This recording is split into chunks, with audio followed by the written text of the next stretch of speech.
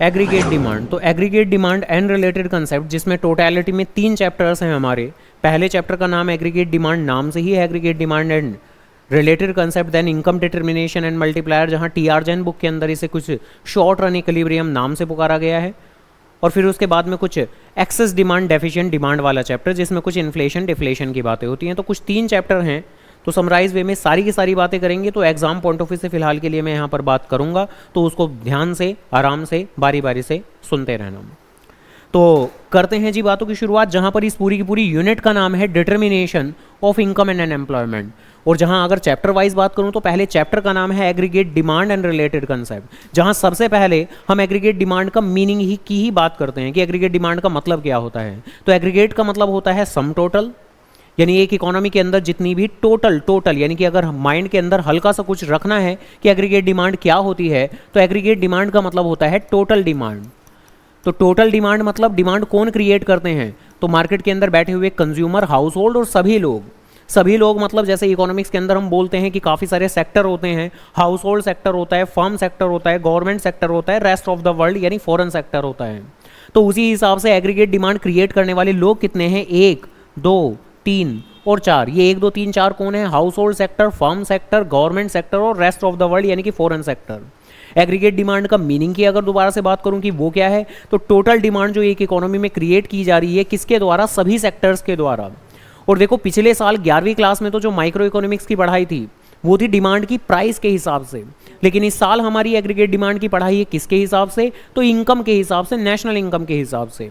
और जहां बेसिक अगर मीनिंग समझा जाए तो वो तो काफ़ी ज़्यादा आसान सा ही है कि एक इकोनॉमी के अंदर जितनी ज़्यादा नेशनल इनकम होगी डिमांड उतनी ही ज़्यादा होगी, और जितनी कम नेशनल इनकम होगी उतनी ही कम डिमांड होगी। हालांकि सीबीएसई बहुत सारी अच्छी अजम्पशंस के साथ आता है इस चैप्टर में, जिसकी वजह से हमारी पढ़ाई बहुत आसान हो जाती है। यानी यहाँ आमतौर पर हम लोगों को ये बातें बहुत ज़्यादा पढ़नी ही नहीं है कि इनकम बढ़ेगी तो डिमांड बढ़ेगी, इनकम गिरेगी तो डिमांड गिरेगी। आपको सिर्फ एक तरफा बात करनी है, कौन सी तरफा, कि अगर इनकम बढ़ेगी तो डिमांड बढ़ेगी। तो बस हमें सिर्फ और सिर्फ इतनी सी बात करनी है कि एक इकोनॉमी के अंदर अगर नेशनल इनकम बढ़ती चली जाएगी तो एग्रीगेट डिमांड का लेवल भी उस इकोनॉमी के अंदर बढ़ता चला जाएगा। हाँ, दूसरी बात भी इस दुनिया में एग्जिस्ट करती है, लेकिन कुछ खास स्केड्यूल्स के अंदर या किसी भी कंटेंट के अंदर हमें एज सच पढ़ना नहीं है। तो जहाँ सबसे पहली बात आती है कि एग्रीगेट डिमांड का मीनिंग क्या है, तो मीनिंग के अंदर कि aggregate demand refers to the total value of final सिर्फ और सिर्फ final goods and services that are planning to bye.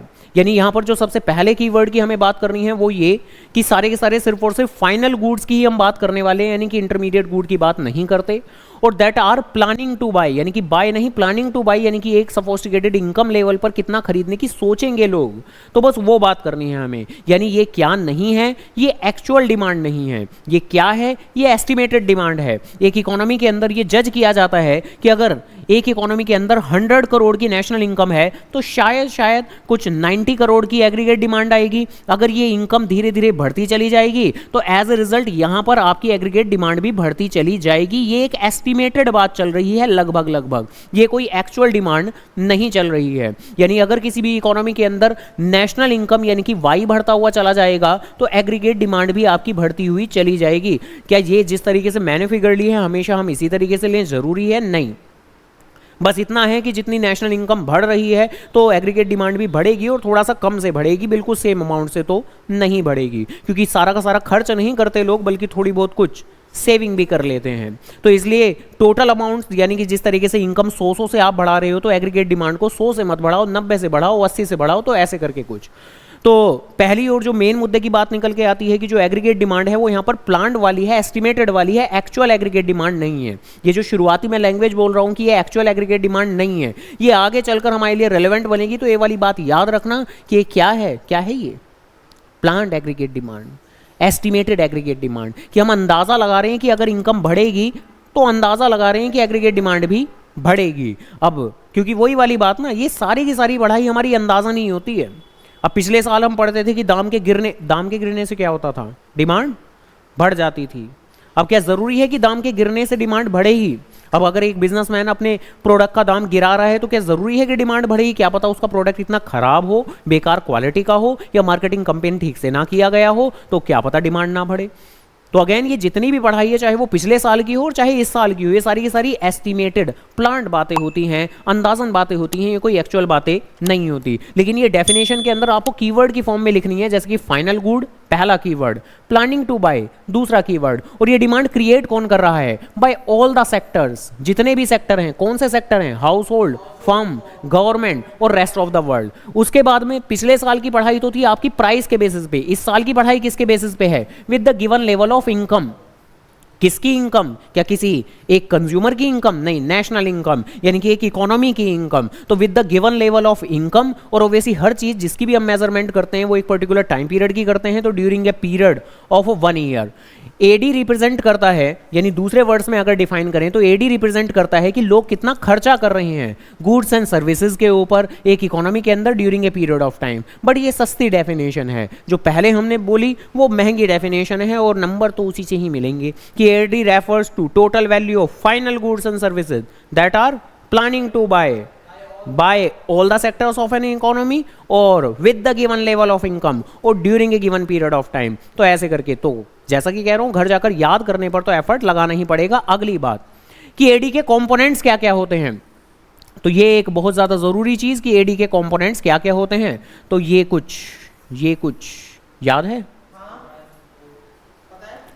तो हाँ, तो हाउस होल्ड सेक्टर के द्वारा किया जाता है consumption expenditure, then firm sector के द्वारा किया जाता है इन्वेस्टमेंट एक्सपेंडिचर, देन गवर्नमेंट के द्वारा किया जाता है गवर्नमेंट एक्सपेंडिचर, और फिर रेस्ट ऑफ द वर्ल्ड यानी फॉरेन सेक्टर के द्वारा किया जाएगा नेट एक्सपोर्ट, जो इवन हम नेशनल इनकम के अंदर भी पढ़ते हैं। नेशनल इनकम में भी सिमिलर टर्मिनोलॉजी है, लेकिन बिल्कुल सेम नहीं है, ध्यान रखना। वहां पर भी कुछ प्राइवेट फाइनल कंजम्पशन एक्सपेंडिचर आता है, फिर गवर्नमेंट फाइनल कंजम्पशन एक्सपेंडिचर आता है, लेकिन यहां पर गवर्नमेंट फाइनल कंजम्पशन एक्सपेंडिचर नहीं, गवर्नमेंट एक्सपेंडिचर आ रहा है। फिर वहां पर तो ग्रॉस डोमेस्टिक कैपिटल फॉर्मेशन आता है, जो होता है इन्वेस्टमेंट एक्सपेंडिचर ही है, लेकिन उसको वहां नहीं बोलते इन्वेस्टमेंट एक्सपेंडिचर, लेकिन यहां तो बोलेंगे इन्वेस्टमेंट एक्सपेंडिचर ही। तो थोड़ी थोड़ी सी बातें एक जैसी हैं, लेकिन बिल्कुल सेम नहीं है। तो यहां से सबसे पहली बात यही अच्छे से माइंड के अंदर बिठानी है कि कंपोनेंट्स क्या क्या होते हैं एडी के, यानी एडी किन किन टुकड़ों से मिलकर बनी है। तो C plus I plus G plus X minus M। वो बात अलग है कि ये जो ये एडी के 4 कंपोनेंट है, ये कौन सी इकोनॉमी में है, जिस इकोनॉमी में कितने सेक्टर हों, 4 सेक्टर हों। और जबकि इस चैप्टर के अंदर आगे चलकर हमें तो पढ़ाई कौन सी करनी है, सिर्फ 2 सेक्टर इकोनॉमी की। इवन क्या हमारे पेपर में ऐसा क्वेश्चन भी आ सकता है क्या कि इन 3 सेक्टर इकोनॉमी एडी के कौन कौन से कंपोनेंट होते हैं? तो हाँ, बिल्कुल आ सकता है। 4 सेक्टर इकोनॉमी में कौन कौन से कंपोनेंट होते हैं? C plus I plus G plus X minus M। तो अगर 3 सेक्टर, तो बस वो आखिरी वाला हटा दो, हटाओ आखिरी वाला, क्या बचा? AD is equal to C plus I plus G। तो मतलब इस तरह के जो क्वेश्चन आएंगे वो MCQ के अंदर आ सकते हैं, डेस्क्रिप्टिव में कभी नहीं आ सकते, MCQ के अंदर आ सकते हैं कि कौन सा कंपोनेंट होता है 3 सेक्टर इकोनॉमी में, या कौन सा नहीं होता, नेट एक्सपोर्ट नहीं होता, कौन से होते हैं? C plus I plus G होते हैं। और ये तो भैया पी ही जाना है, खा ही जाना है, क्योंकि फर्दर पूरे के पूरे चैप्टर के अंदर तो इसी की ही चर्चाएं हैं इन 2 सेक्टर इकोनॉमी। और तब आपको क्या करना है, इस वाले को भी हटा दो और इस वाले को भी हटा दो, यानी एडी डिपेंड करता है सिर्फ 2 बातों पर, C पर और I पर। तो आमतौर पर 4 सेक्टर इकोनॉमी में C plus I plus G plus X minus M, अगर 3 सेक्टर तो उसको हटा दो, 2 सेक्टर है तो इन दोनों को हटा दो। यानी ना सरकार की कोई दखल अंदाजी, ना बाहरी ट्रांजैक्शन की कोई इन्वॉल्वमेंट, यानी एक इकोनॉमी के अंदर सिर्फ कंजम्पशन का काम है और प्राइवेट सेक्टर के द्वारा कुछ इन्वेस्टमेंट एक्सपेंडिचर किया जाएगा। तो बस इतनी सी हमारी बातें हैं। डन। आगे अब ये जो ये बातें थी हमारी कि एडी की क्या बातें, कि ये हमारे कंपोनेंट होते हैं कि एक C होता है, एक I होता है, एक G होता है, एक X माइनस M होता है। जो एग्जाम के अंदर कई बार क्वेश्चन आ जाता है ये कि डिफाइन एडी, तो डिफाइन एडी में ये, और what are its various component, तो वेरियस कंपोनेंट में चारों कंपोनेंट के आपको नाम लेने हैं और हर एक कंपोनेंट को थोड़ा थोड़ा सा आपको एक्सप्लेन करना पड़ेगा, जहां काफी ज्यादा आसान ही है एक्सप्लेन करना। कंजम्पशन एक्सपेंडिचर कौन करता है? Household. तो it refers to the expenditure incurred by home, by household on purchase of, क्या परचेज करते हैं वो? Goods and services. तो कंज्यूमर गुड्स लिख सकते हैं, गुड्स एंड सर्विसेज वर्ड लिख सकते हो। और एक इकोनॉमी के अंदर ये वाली बात भी अच्छे से कान खोल के ध्यान से समझ लीजिएगा, हमने ये कहा था कि जैसे जैसे हमारी इनकम बढ़ेगी तो वैसे वैसे एडी बढ़ेगी। तो अगर एडी बढ़ेगी तो उसके जो टुकड़े हैं, क्या टुकड़े हैं, सी, आई वगैरह वगैरह, जी, एक्स और एक्स माइनस एम, तो ये भी तो बढ़ने चाहिए, सीधी सी बात है, ठीक है। तो लॉजिकली देखा जाए तो जैसे जैसे अगर इनकम बढ़ती है, 0 से 100 हुई, 100 से 200 हुई, 200 से 300 हुई, 300 से 400 हुई, तो वैसे वैसे जो इसके कंपोनेंट है यानी कि कंजम्पशन है या इन्वेस्टमेंट है या जी और एक्स माइनस एम की तो अब मैं बात नहीं करूंगा क्योंकि उसको फर्दर आपको चैप्टर में नहीं पढ़ना। तो बेसिकली ये सी भी बढ़ना चाहिए, आई भी बढ़ना चाहिए, लेकिन सीबीएसई आता है अजम्पशंस के साथ। तो सबसे पहली शुरुआती अजम्पशन ये अच्छे से याद रखिएगा कि इसको तो आई इन्वेस्टमेंट एक्सपेंडिचर को हम एज्यूम करके रखते हैं कांस्टेंट, यानी कि ये जितना रहेगा, यानी कि जीरो लेवल पर अगर सपोज करो ये 20 है तो डज नॉट मैटर कौन सी लेवल ऑफ इनकम आपकी चल रही है, ये आपका 20 का 20 ही रहेगा। हाँ, कंजम्पशन एक्सपेंडिचर जरूर इनकम के बढ़ने के साथ बढ़ता जाएगा, हालांकि उसमें भी ये वाली बात याद रखिएगा जो पता भी होगी, याद भी होगी कि zero level of national income पर कंजम्पशन कभी जीरो नहीं लेते थे, कोई ना कोई एक पॉजिटिव कंजम्पशन जरूर होता था जिसको पुकारते थे ऑटोनोमस कंजम्पशन। जैसे फॉर एग्जांपल जीरो लेवल पर इसको 40 एज्यूम कर रहे हैं, यानी कि एक इकोनॉमी के अंदर अगर नेशनल इनकम नहीं भी है फिर भी लोग थोड़ा बहुत तो बेसिक नेसेसिटी वाला कंजम्पशन, खाएंगे पिएंगे रहेंगे, सुरक्षा के लिए कुछ खर्च करेंगे, तो बेसिक कंजम्पशन एक्सपेंडिचर करेंगे। हालांकि जैसे जैसे इनकम बढ़ती जाएगी वैसे वैसे कंजम्पशन बढ़ेगा कि नहीं, हाँ बिल्कुल बढ़ेगा। हालांकि इनकम कितने से बढ़ रही है, 100 से, तो कंजम्पशन भी बढ़ाएंगे, लेकिन कितने से, 100 से नहीं, थोड़ा कम से, 80 से, 90 से, 70 से, 60 से, किसी से भी आप बढ़ा सकते हो। जैसे आमतौर पर फेमसली हम बढ़ाते थे 80 से, तो 80 से ही बढ़ाते हैं कि यहाँ पर 120, फिर फर्दर 200, फिर 280, फिर 360।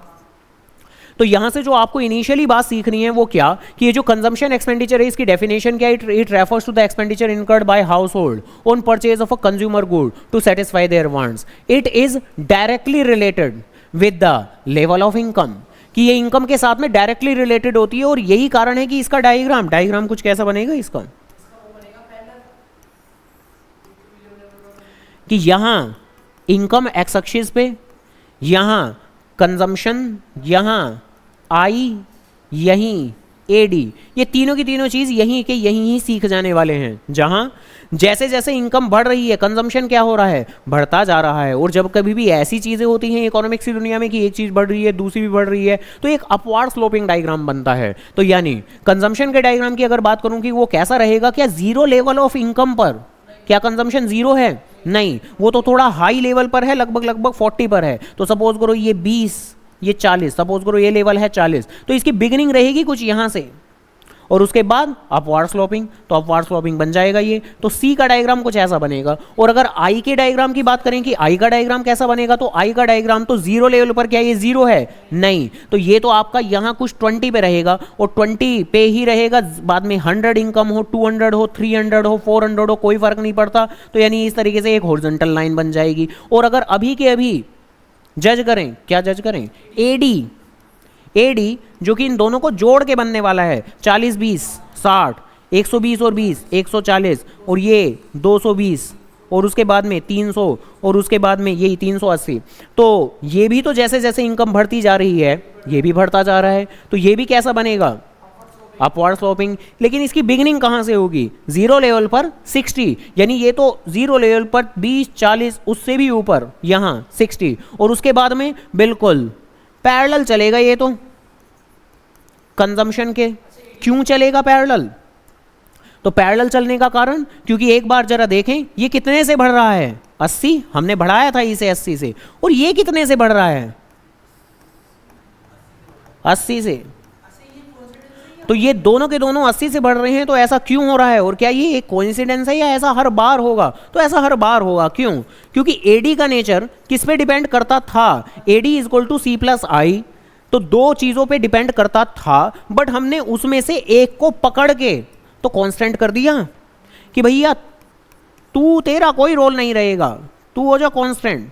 तो तेरा कोई रोल नहीं रहेगा। तो जब आई का कोई रोल ही नहीं रहेगा तो अगर सी को आप 80-80 से बढ़ाओगे तो एडी भी 80-80 से बढ़ेगा, सी को आप 70-70 से बढ़ाओगे तो एडी भी 70 से बढ़ेगा। हाँ, अगर हम आई को कांस्टेंट ना करते तो तब तब तब तब उसका रेट कुछ और हो सकता था। तब तो एक तरीके से अगर सी भी बढ़ता, आई भी बढ़ता, तो एडी बहुत तेजी से बढ़ता, तब लगभग लगभग ये बातें रहेंगी। तो हमारी पढ़ाई के अंदर तो इकोनॉमी में तो हो सकता है, असल जिंदगी में तो हो सकता है, क्योंकि असल जिंदगी में तो इनकम बढ़ने से क्या आई पे कोई इंपैक्ट नहीं आएगा? आएगा।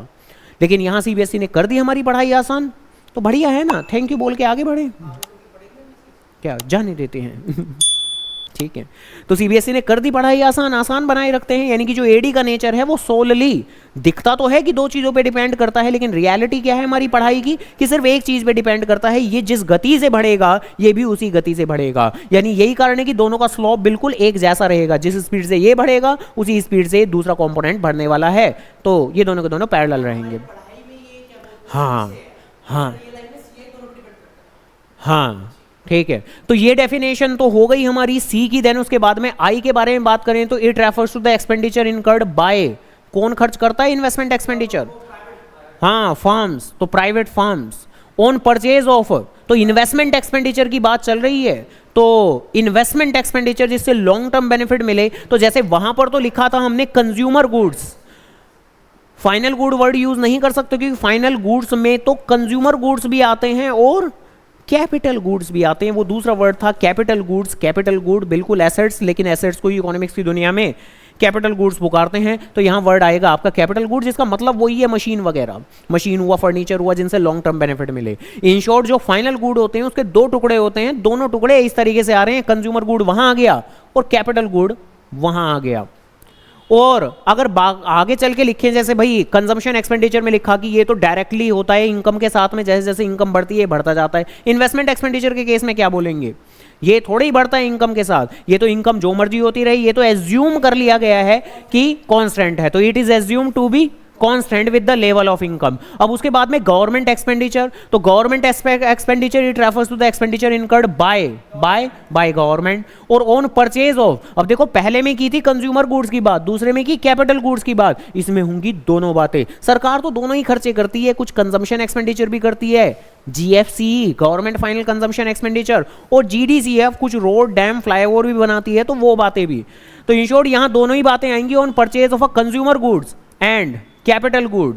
सच एक्सपेंडिचर इज इनकर्ड, ये क्यों खर्च किया जाता है? To satisfy the common needs of the economy. अब फर्दर इसका नेचर तो हमें नहीं पढ़ना है यहाँ पर, क्योंकि हमें सिर्फ और सिर्फ सी और आई तक ही सीमित रहना था। तो गवर्नमेंट एक्सपेंडिचर जी का क्या हिसाब किताब है कि ये इनकम के बढ़ने के साथ क्या होता है, वो फिलहाल हमारा मुद्दा नहीं है, तो वो आगे जाके पढ़ोगे। और सबसे आखिरी टर्म नेट एक्सपोर्ट, ये तो सीधी सी आसान सी दिखी रही है कि it refers to the difference between export and import, बात खत्म। तो अगर एक ऐसा क्वेश्चन आता है और जो आया हुआ है पेपर में, ध्यान रखना, अगर आसान क्वेश्चन आना होगा तो ऐसा आएगा कि what do you mean by aggregate demand, जिसमें ये डेफिनेशन लिखनी है, what are is various component, जिसमें ये कंपोनेंट लिखना है। देन इसके बाद में फिर ये बातें जो कि हैं ये इस क्वेश्चन में नहीं लिखनी, लेकिन ये वैसे रिलेवेंट बातें हैं हमारे लिए, ये पता होनी चाहिए हम लोगों को, क्योंकि इसके बेस पे बहुत सारे एमसीक्यू क्वेश्चन बनते हैं। और आगे की भी चीज़ें अंडरस्टैंड करने के लिए ये बातें हमें पता होनी चाहिए कि क्या कांस्टेंट होता है, क्या parallel to the X axis होता है, क्या अपवार्ड स्लोपिंग होता है, वगैरह वगैरह। तो AD is equal to C plus I plus G X minus M, लेकिन टू सेक्टर इकोनॉमी के अंदर तो AD is equal to C plus I, और अब के आगे के पूरे चैप्टर के अंदर तो AD is equal to C plus I ही रहेगा। डन, ठीक है। हाँ जी। देन इसके बाद में अगली चीज आ जाती है एग्रीगेट सप्लाई। अब एग्रीगेट सप्लाई को सिर्फ कंसेप्चुअली अच्छे से समझ लो, क्योंकि एग्रीगेट सप्लाई आमतौर पर पेपर में कहीं भी एक्सप्लेन करने के लिए नॉर्मली नहीं आती। जैसे एडी तो आ जाती है कि define AD, what are its various component, लेकिन एग्रीगेट सप्लाई नहीं आती। लेकिन कंसेप्चुअली आपको जरूर पता होना चाहिए, क्योंकि आगे की चीजें समझने के लिए आपकी ये चीज बहुत काम की है। अब एक बात बताओ, एग्रीगेट सप्लाई नाम से क्या समझ में आता है? जैसे एग्रीगेट डिमांड का मतलब एक इकोनॉमी के अंदर जो टोटल डिमांड हो रही है, तो एग्रीगेट सप्लाई मतलब एक इकोनॉमी के अंदर जो टोटल सप्लाई हो रही है, और सप्लाई का मतलब कि कितनी चीजें बन रही हैं, यानी ये रिफ्लेक्ट करता है एक तरीके से एक इकोनॉमी के अंदर टोटल प्रोडक्शन को। तो एग्रीगेट सप्लाई का मतलब एक साल में एक इकोनॉमी में फाइनल गुड्स एंड सर्विसेज का कितना प्रोडक्शन हो रहा है। डेफिनेशन भी अगर बनानी है तो बना ही सकते हैं हम कि S refers to total volume of goods and services that are produced by अब उसमें थोड़ी बोलेंगे कि बाय हाउस होल्ड और बाय फर्म, हाउस होल्ड का काम थोड़ी होता है प्रोडक्शन करना, तो by firms, by private firms, तो सिर्फ उतना, ठीक है। तो ऐसे करके, खैर हालांकि अच्छा एक बात बताएं, ये जो हमारी टर्म होती है नेशनल इनकम, नेशनल इनकम को भी हल्के वर्ड्स के अंदर क्या पुकारते हैं, नेशनल इनकम, जो कि जीडीपी होता है। जीडीपी का भी मतलब क्या होता है, एक इकोनॉमी के अंदर जो टोटल प्रोडक्शन हो रहा होता है, यानी जो नेशनल इनकम, जिसको हम इस चैप्टर के अंदर तो वाई नाम से प्रोनाउंस करते हैं। तो बेसिकली नेशनल इनकम का भी मतलब टोटल प्रोडक्शन, एग्रीगेट सप्लाई का भी मतलब टोटल प्रोडक्शन। तो यहां पर ये मैथमेटिकली इक्वल माने जाते हैं। तो सबसे पहली बात तो ये अच्छे से गांठ बांध लीजिएगा, याद रखिएगा कि एएस जो कि होता है वो वाई के इक्वल माना जाता है। ये रहा पहला कंक्लूजन। अगला कंक्लूजन, एक इकोनॉमी के अंदर जितनी भी इनकम आती है उसका कंज्यूमर क्या करता है, बताओ क्या करता है, या तो खर्च कर देता है, तो या तो कंज्यूम कर लेता है और या फिर सेव कर लेता है। तो या तो कंज्यूम सी या सेव एस, यानी कि क्या बोल सकते हैं कि अगर अगर अगर अगर किसी इकोनॉमी के अंदर 10,000 करोड़ की नेशनल इनकम है, 8,000 करोड़ का खर्चा कर दिया, तो 2,000 करोड़ की सेविंग कर दी, तो क्या ये बोल सकते हैं या नहीं कि सी और एस को मिला के तो वाई आएगा, और वाई तो ए एस के बराबर है, यानी ए एस वाई के बराबर है और वाई किस चीज के बराबर है, सी प्लस एस के बराबर है। तो क्या इस हिसाब से कह सकते हैं कि एग्रीगेट सप्लाई जो कि है वो सी प्लस एस के बराबर है। हाँ ठीक है, तो ये कंक्लूजन जरूर आगे चलकर काम आएगा हमारे, और यही इस बेसिस पे ही अगर इसी स्केड्यूल को मैं आगे कैरी ऑन करूं कि यहां पर income C I A D, आगे फर्दर ए एस की बात करूं तो ए एस तो किसके बराबर होता है, कंजम्पशन प्लस सेविंग, और या सीधा सीधा y के बराबर। तो y के बराबर तो ये 0, 100, 200, 300, 400, तो ये भी 0, 100, 200, 300, 400। तो यानी अगर इसी के ही अंदर ही हम डायग्राम बनाने के लिए चले ए एस का, तो वो कैसा बनेगा, जीरो लेवल पर तो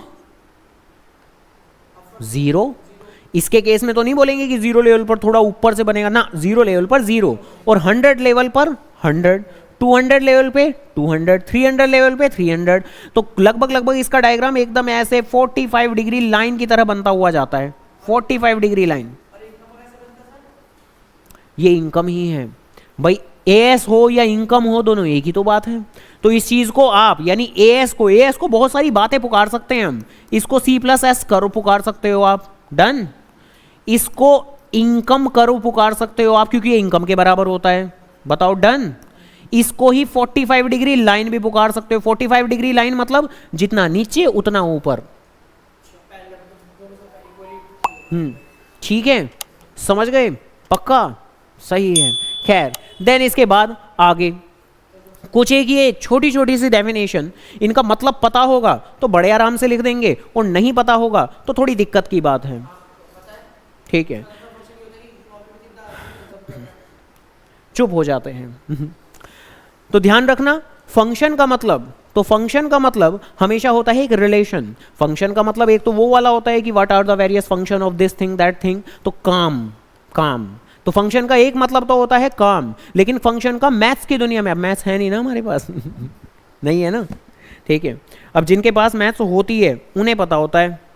खैर, तो फंक्शन का मतलब यहाँ पर मैथ्स वाला फंक्शन है। मैथ्स वाला फंक्शन मतलब जहाँ हम किसी तरह की रिलेशनशिप की बात करते हैं कि किसी एक चीज़ का दूसरे से कनेक्शन हो, रिलेशन हो। जैसे कंजम्पशन का लेना देना किससे हो, ऑब्वियसली इनकम से। इस पूरे चैप्टर में हर चीज़ का किससे लेना देना है, इनकम से, कि इनकम के बढ़ने से कंजम्पशन बढ़ता है।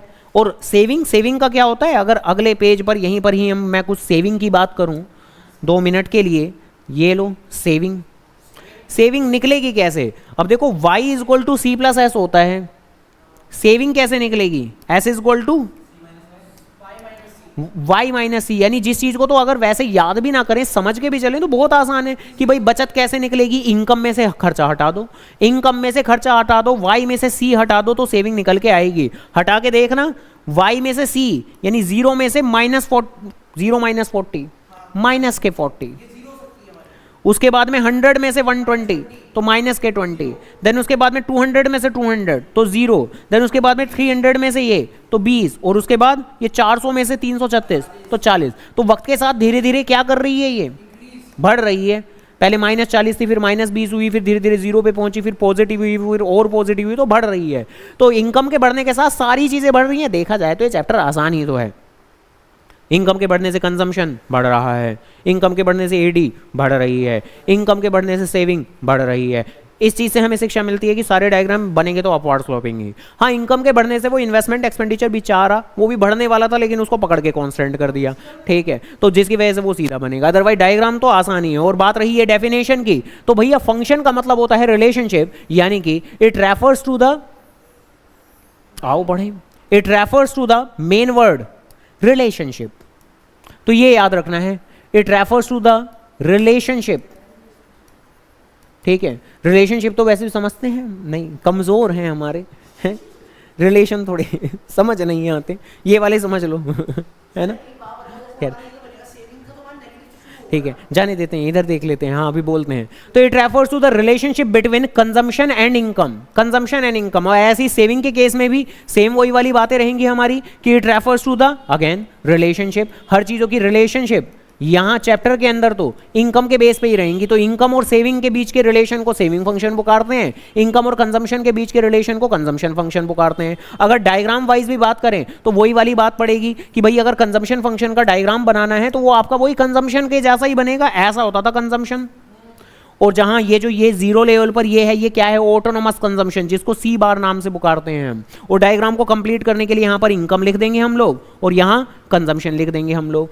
एंड सेविंग, सेविंग, अब सेविंग की अगर बात करें तो सेविंग पिछले पेज पे नहीं बनाया था हमने डायग्राम, लेकिन अब अगर बनाएं तो देखो जीरो लेवल पर ये नेगेटिव है, यानी कि इस डायग्राम की जो बिगिनिंग रहेगी वो नेगेटिव साइड से रहेगी। और इसके अलावा जैसे जैसे इनकम बढ़ती जा रही है तो वैसे वैसे ये भी बढ़ता ही जा रहा है, तो डायग्राम तो बनेगा कैसा, वही बढ़ता हुआ अपवार्ड स्लोपिंग। लेकिन बिगिनिंग कहां से होगी, माइनस से। तो बिगिनिंग कहां से होगी, माइनस के 40 से, तो -20 -40, तो यहां से होगी बिगिनिंग। और उसके बाद में लो बढ़ा दो, ये बन गया सेविंग। ऑब्वियस सी बात है कि यहां पर शुरुआत में जब आपको ये सेविंग एक्स एक्सिस के नीचे नजर आ रही है तो ये नेगेटिव है। नेगेटिव है मतलब ये क्या है, आप सेविंग कर रहे हो, सेविंग खर्च कर रहे हो, सेविंग खर्च कर रहे हो, जिसको कि डिस सेविंग पुकारते हैं। और उसके बाद ये पॉजिटिव हो चुकी है, तो यानी अब क्या कर रहे हो, अब सेविंग कर रहे हो। और बीच में ये स्पेसिफिक पॉइंट जब ना सेविंग पॉजिटिव ना नेगेटिव जीरो है, तो इसको पुकारते हैं खास पॉइंट। क्या, नहीं जी, इसको पुकारते हैं break even point. Break even point एक ऐसा पॉइंट जिस पर सेविंग बिल्कुल जीरो हो, ब्रेक इवन पॉइंट एक ऐसा पॉइंट जिस पर आपका इनकम और खर्चा बिल्कुल बराबर हो, तभी तो आपको माइनस करके वो जीरो सेविंग मिल रही है। तो ब्रेक इवन पॉइंट क्या होता है, तो ब्रेक इवन पॉइंट एक ऐसा पॉइंट जिस पर सेविंग जीरो हो। इवन इसी ही डायग्राम के अंदर अगर हम इनकम लाइन बनाएं, इनकम इनकम इनकम ऐसे जाएगा 45 डिग्री, इनकम यानी वाई। तो इस पॉइंट को मतलब जब C और Y बिल्कुल आपस में बराबर है, यानी जितना आपने इनकम कमाई उतना ही आपने खर्च कर दिया, तो ये क्या है, अगेन ये भी ब्रेक इवन पॉइंट है। तो ये ब्रेक इवन पॉइंट की दो कंडीशन होती हैं, दो बातें होती हैं कि आपने जितना कमाया सारा खर्च कर दिया, दैट मीन्स आप कितनी सेविंग कर रहे हो, जीरो सेविंग कर रहे हो। तो ब्रेक इवन पॉइंट की ये दो कंडीशन याद रखिएगा, क्योंकि ये न्यूमेरिकल क्वेश्चन करने में भी हमारी काम आती हैं। कई बार वो कहते हैं कि ब्रेक इवन पॉइंट कैलकुलेट करो, तो कंडीशन के तौर पर आपको दो कंडीशन याद रखनी है कि ब्रेक इवन पॉइंट पर C इक्वल टू वाई होता है और ब्रेक इवन पॉइंट पर S इक्वल टू 0 होता है। सही बात है, ठीक है जी, बढ़ जाते हैं आगे। उसके बाद में ये कुछ एक टर्म्स आती हैं हमारी APC APS, जहां APC फॉर्मूला, फुल फॉर्म क्या बता रहे, फुल फॉर्म तो ये लिखी हुई है, एवरेज प्रोपेंसिटी टू कंज्यूम। तो हमें फॉर्मूला अगर याद होगा तो डेफिनेशन तो हम खुद बना लेंगे, C अपॉन वाई, यानी वाई में से कितना कंज्यूम, इनकम में से कितना कंज्यूम कर रहे हैं वो APC कहलाता है, और इनकम में से कितना सेव कर रहे हैं वो APS कहलाता है। तो अगर डेफिनेशन वाइज बात करें तो डेफिनेशन तो बन ही जाएगी, it refers to the ratio, क्योंकि ये तो एक रेशो दिख रहा है, तो रेशो, ये रिलेशनशिप नहीं है। रिलेशनशिप कब बनती है, कब बनती है जब तालमेल बैठता है तो रिलेशनशिप वर्ड तो हमें कब लिखना है, रिलेशनशिप वर्ड लिखना है अगर फंक्शन की बात चल रही है, ठीक है। रेशो वर्ड कब लिखना है, जब ये एपीसी एपीएस की बात चल रही है, तो बस उसी हिसाब से यहां पर भी डिफाइन कर देंगे कि it refers to ratio ratio ratio ratio ratio. ठीक है जी। यहां क्या छुपा है, यहां कुछ नहीं छुपा है, खैर ठीक है जी, ओके। तो डन, सही है, ओके, खैर अच्छी बात है। इसके अलावा एक होती है ये एमपीसी एमपीएस, जहां हम बदलाव की बात करते हैं, कुछ डेल्टा की बात करते हैं, यानी इसका फॉर्मूला रहता है हमारा delta C upon delta Y, यानी change in consumption upon change in income, और delta S upon delta Y, यानी चेंज इन सेविंग अपॉन में चेंज इन इनकम। यहां पर भी अगर डेफिनेशन वाइज बात करें, डेफिनेशन तो इट रेफर्स टू, ये भी तो रेशो ही है, ठीक है, हाँ, तो इट रेफर्स टू रेशो, ये भी एक रेशो ही है between change in consumption change in income, और अगेन ये भी एक रेशो ही है। तो उम्मीद करता हूं ये डिफाइन करना तो आसानी से सीख ही जाएंगे। हालांकि देन उसके बाद में कुछ एक क्वेश्चंस आते हैं, और जो एक बहुत ज़रूरी क्वेश्चन है, मान के चलो ये एक ऐसा क्वेश्चन है जो आएगा ही आएगा, हालांकि एमसीक्यू फॉर्मेट में आने के ज़्यादा चांस हैं। डेस्क्रिप्टिव क्वेश्चन में भी आया हुआ है एक आधी बार 3 नंबर का क्वेश्चन, बट कम आता है डेस्क्रिप्टिव में, ज़्यादातर बार एमसीक्यू में, असर्शन रीजन में, statement both statement true both statement false, ऐसे वाले जो क्वेश्चन होते हैं, तो उनमें मतलब काफ़ी बार आता है क्या कि ये एपीसी की वैल्यू या एपीएस की वैल्यू ये लेस देन 0 हो सकती है क्या, यानी नेगेटिव हो सकती है क्या, 0 हो सकती है क्या, 1 हो सकती है क्या, मोर देन 1 हो सकती है क्या, तो ऐसे करके बात। अब इन वाली बातों को अच्छे से याद रख लेना। हालांकि इन वाली बातों के अंदर देखो, ये जो एमपीसी और एमपीएस है, इसके तो कंक्लूजन बनाएंगे हम अलग, और फिलहाल के लिए जो मैं अभी बात करूंगा वो मैं बात करूंगा एपीसी और एपीएस की। पहले एपीसी एपीएस, फिर बाद में एमपीसी एमपीएस, क्योंकि एमपीसी एमपीएस का तो बहुत आसान है, वो तो काफी आसानी से हमारे हो जाएंगे। तो पहले बात करते हैं ये एपीसी और एपीएस, और जहां फॉर्मूला तो आपको याद ही है कि एपीसी का होता है सी अपॉन में वाई, और एपीएस का है एस अपॉन में वाई। अब सबसे पहली बात की, पहले जीरो की बात करता हूं, जीरो जीरो जीरो, क्या कंजम्पशन कभी जीरो हो सकता है? नहीं। तो क्योंकि कंजम्पशन कभी जीरो नहीं हो सकता, तो एपीसी भी कभी जीरो नहीं हो सकता, तो ये चीज मुमकिन नहीं है। ये तो हो सकता है, क्योंकि सेविंग तो जीरो हो सकती है, हमने लिखा भी था कि ब्रेक इवन पॉइंट पर सेविंग जीरो होती है। इसके अलावा अगली एक ये वाली बात जरा सुनते हैं कि 1, अब देखो किसी भी रेशो की वैल्यू 1 कब आती है? जब ऊपर का कंपोनेंट और नीचे का कंपोनेंट बिल्कुल बराबर हो।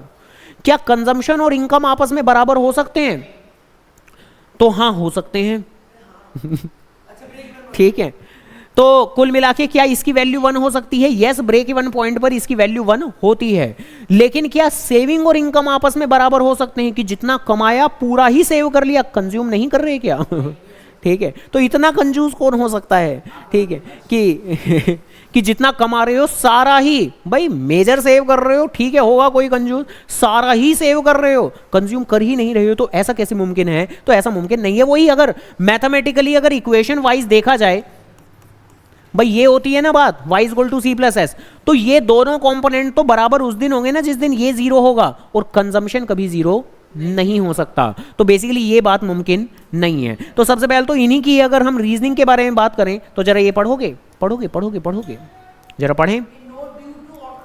जैसे भाई जीरो की एपीसी कभी जीरो नहीं हो सकता।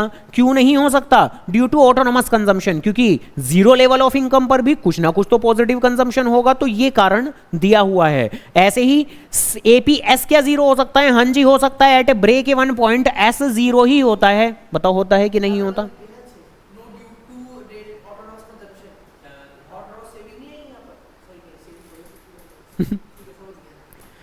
भाई एस क्या जीरो हो सकता है? यस हो सकता है। कब होता है? ब्रेक इवन पॉइंट पर, जब एस जीरो ही होता है, तो यस एपीएस जीरो हो सकता है। 1 की अगर बात करें तो 1 पे हमने कहा था 1 तो तब होता है जब ऊपर के नीचे कंपोनेंट बराबर होते हैं, तो यस ये चीज मुमकिन है। At break even point C equal to Y होता है, तो यस ये 1 हो सकता है। ये नहीं हो सकता। क्यों नहीं हो सकता? क्योंकि भाई ये तो उस दिन दोनों बराबर होंगे जिस दिन ये जीरो होगा, और ये जीरो कभी हो नहीं सकता ड्यू टू ऑटोनोमस कंजम्पशन। तो इसलिए ही ड्यू टू ऑटोनोमस कंजम्पशन लिख सकते हैं हम कि एस और वाई कभी आपस में बराबर नहीं हो सकते। ऑटोनोमस कंजम्पशन वो कंजम्पशन जो जीरो लेवल ऑफ इनकम पर इनकर किया जाता है, यानी एग्जैक्टली क्या वही डेफिनेशन बोलूं कि autonomous consumption refers to that consumption which is incurred at zero level of income. हाँ और क्या, इतना ही है। हाँ देन इसके बाद में नेगेटिव की बात करते हैं। लेस देन जीरो नेगेटिव, क्या कंजम्पशन कभी नेगेटिव हो सकता है? नहीं भाई, कंजम्पशन कम हो सकता है, कम खा रहे हैं कोई चीज, ज्यादा हो सकता है, ज्यादा खा रहे हैं कोई चीज। नेगेटिव का क्या मतलब हुआ? खा ही नहीं रहे उसका भी मतलब जीरो हुआ। ये नेगेटिव का क्या मतलब हुआ? हाँ वोमिटिंग हो रही है ठीक है, तो नहीं, नेगेटिव की कोई सेंस नहीं बनती। इवन कंजम्पशन तो जीरो तक नहीं होता, उसके पार नेगेटिव पे तो जाने की दूर की बात है, वो तो जीरो तक नहीं होता, तो ये मुमकिन नहीं है। लेकिन क्या एपीएस ये हो सकता है नेगेटिव? तो हाँ, ये शुरुआती दौर में जो स्केड्यूल में भी देखा था हम लोगों ने, शुरुआत में होता तो है ये नेगेटिव, सेविंग नेगेटिव होती तो है। सेविंग कर्व का डायग्राम भी नेगेटिव से ही तो शुरू होता है, तो सेविंग तो शुरुआत में डिससेविंग होती है, सेविंग नेगेटिव होती है, तो डन। उसी हिसाब से हम कह देंगे कि हाँ ये तो मुमकिन है, शुरुआत में डिससेविंग होती है, लेकिन ये तो मुमकिन नहीं है। क्यों? क्योंकि consumption can never be negative. अब कंजम्पशन क्यों नेगेटिव नहीं होता ये लिखने की जरूरत, ये बताने की जरूरत नहीं है, बहुत ऑब्वियस बात है कि कंजम्पशन नेगेटिव नहीं हो सकता। भाई कुछ चीजें इस दुनिया में कभी नेगेटिव नहीं हो सकती। अब जैसे अगर मैं और भी थोड़े बहुत एग्जांपल दूं, एक क्लास में कम बच्चे हैं, कितने? 2 बच्चे हैं। एक क्लास में 50 बच्चे हैं, ज्यादा हैं। एक क्लास में 200 बच्चे हैं, बहुत ज्यादा हैं। लेकिन क्या ये लाइन बोली जा सकती है एक क्लास में -5 बच्चे हैं? ठीक है, तो इस बात का क्या मतलब है? ठीक है, तो इस दुनिया में होती हैं कुछ चीजें ऐसी है जो नेगेटिव नहीं बोली जा सकती। ठीक है, कि हाँ मतलब -5 बच्चे हैं, इसका क्या मतलब हुआ? ठीक है हाँ वो पहले की है, वो पिछले साल की भी है। हाँ यही खैर, मोर देन वन। अब किसी भी रेशो के अंदर वैल्यू मोर देन 1 कब होती है? जब नीचे का कंपोनेंट बड़ा हो या ऊपर का?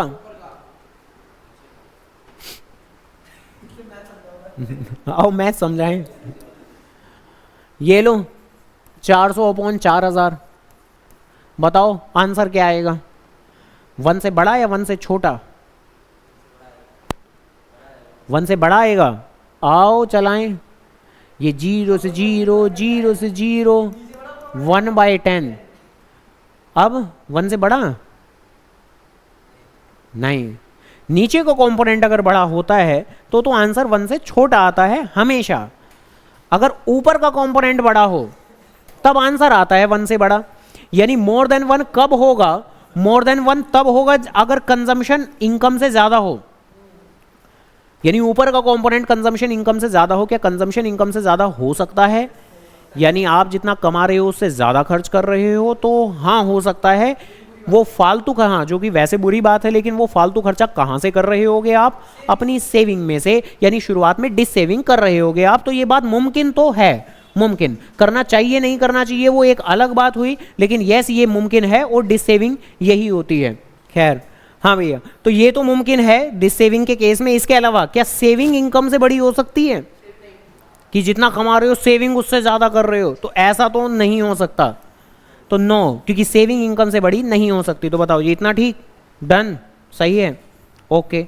देन इसके बाद में एमपीसी और एमपीएस। अब जरा एमपीसी और एमपीएस की जरा बात सुन लें, वो जो कि काफ़ी ज़्यादा आसान सी बात है। यानी ये इतनी सारी बातें थी एपीसी और एपीएस की, और एमपीसी और एमपीएस की तो बस इतनी ही लिमिटेड बात है कि यूजुअली वैल्यू जो कि है इनकी फ्लक्चुएट करेगी 0 से 1 के बीच में। यूजुअली इनकी वैल्यू फ्लक्चुएट करती है 0 से 1 के बीच में, यानी ये इनकी इनर और आउटर लिमिट है 0 और 1। आमतौर पे इनके बीच में फ्लक्चुएट करेगी, लेकिन क्या रेयरली 0 भी हो सकती है इनकी वैल्यू? हाँ जी हो सकती है। और क्या 1 भी हो सकती है इनकी वैल्यू? हाँ जी हो सकती है। यानी रेयरली रहेगी इनकी वैल्यू 0 और 1, और आमतौर पर रहेगी 0 और 1 के बीच में, जिससे हम क्या समझते हैं? क्या 0 से छोटी हो सकती है? नहीं। क्या 1 से बड़ी हो सकती है? नहीं। तो 0 और 1 के बीच में रहेगी आमतौर पर, रेयरली 0 और 1 हो सकती है। किसकी बात चल रही है? एमपीसी की, एमपीएस की? दोनों की। ठीक है जी, तो दोनों की पढ़ लेते हैं, पढ़ लें, ठीक है। पढ़ लो, नालायक को आगे पढ़ लो। खैर देन इसके बाद में आगे एक ये, और जो कि काफ़ी ज़्यादा ज़रूरी कंपोनेंट है, आपका ध्यान रखना पेपर के अंदर बहुत बार एक इंपॉर्टेंट क्वेश्चंस की तरह आप माइंड के अंदर रिटेन कर सकते हो, जो कि आता है कि कई बार आता है कि डेराइव करो कंजम्पशन कर फ्रॉम द सेविंग कर, और या कई बार दूसरी तरीके का ये क्वेश्चन कि डेराइव द सेविंग कर फ्रॉम द कंजम्पशन कर। जहां अगर आपको डायग्राम याद है तो आगे ही कहानी तो बना बना के लिख सकते हो आप, बशर्ते आपको डायग्राम अच्छे से क्लियर याद होने चाहिए। Derive of the consumption curve from the saving curve, किससे क्या डेराइव करना है? सेविंग कर्व से कंजम्पशन कर्व डेराइव करना है। तो सेविंग कर्व से, तो पहले आप सेविंग कर्व बना लो। अब सेविंग कर्व के बारे में तो पढ़ा ही था ना हमने कि यहां नेगेटिव से ये शुरू होता है और उसके बाद में ऐसे अपवर्ड स्लोपिंग बनता है। सही बात है, कुछ ऐसे करके, ठीक बात है। और ये स्पेसिफिक पॉइंट क्या कहलाता है? बताओ बताओ। Break down. तो S इज इक्वल टू 0 जो कि होता है ब्रेक इवन पॉइंट। सही बात है, ब्रेक इवन पॉइंट। और जब ये सेविंग 0 होती है तब कंजम्पशन के क्या हालात होते हैं? यानी ब्रेक इवन पॉइंट पर जब सेविंग 0 होती है तो कंजम्पशन अपनी इनकम के एग्जैक्टली इक्वल होता है। सही बात है। यहां इस क्वेश्चन का एक्सप्लेनेशन देने के लिए हम इनपुट के तौर पर दो चीजें लेते हैं, एक सेविंग कर्व और दूसरी अपनी 45 डिग्री लाइन यानी अपना इनकम कर्व। बेसिकली ये दो चीजें लेते हैं और फिर आउटपुट की फॉर्म में क्या निकालेंगे? Consumption curve. पहले पूरी की पूरी एक्सप्लेनेशन जरा सुन लेना, फिर उसके बाद में यहां लिखना क्या क्या है वो बात करेंगे। तो पहले एक्सप्लेनेशन सुन लेना। शुरुआत में जितना डिससेविंग होगी, यानी जितना ये नेगेटिव साइड में होगा, उतना ही तो कंजम्पशन कर्व पॉजिटिव साइड में होगा। इस लाइन का मतलब क्या हुआ? इस लाइन का मतलब ये हुआ है जो शुरुआत में हमने कहा था। शुरुआत में एक बार जरा इस चीज पे गौर करो कि 0 लेवल पर पॉजिटिव कंजम्पशन कितना था, तो सेविंग भी नेगेटिव कितनी थी? अगर मैं यहां 40 के बजाय 30 लेता तो वो भी कितनी आती? -30। यहां 20 लेता तो वो भी कितनी आती? -20। यानी वहां मैं यही लाइन बोल रहा था कि जितनी ये नेगेटिव होती है कंजम्पशन उतना ही पॉजिटिव होता है। तो यानी जितनी ये सेविंग नेगेटिव होती है, सपोज करो OC या चलो OS, तो जितनी ये हाइट OS है सेविंग कर्व की, उतनी ही बराबर की हाइट होगी ऊपर OC। इसी के साथ में हमें पहला पॉइंट मिल गया कंजम्पशन कर्व का। ये हाँ, इस क्वेश्चंस के अंदर आपको जो एक्सप्लेनेशन लिखनी होती है वो पॉइंट वाइज लिखनी होती है।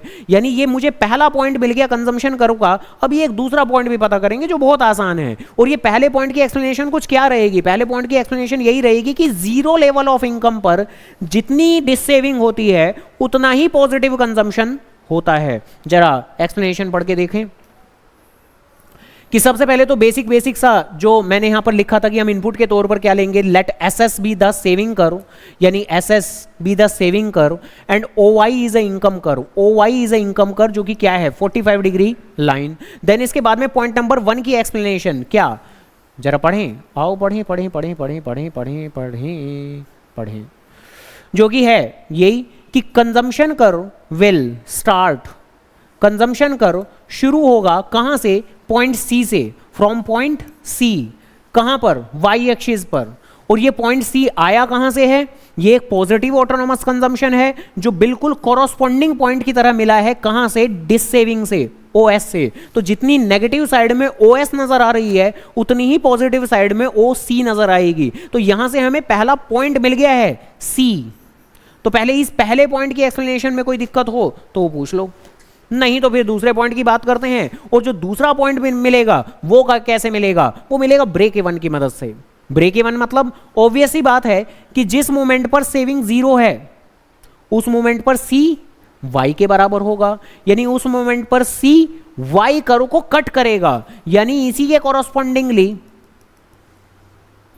ये मिला हमें दूसरा पॉइंट, यानी जिस मोमेंट पर सेविंग जीरो होगी उस मोमेंट पर कंजम्पशन कर्व वाई यानी इनकम कर्व को कट करेगा।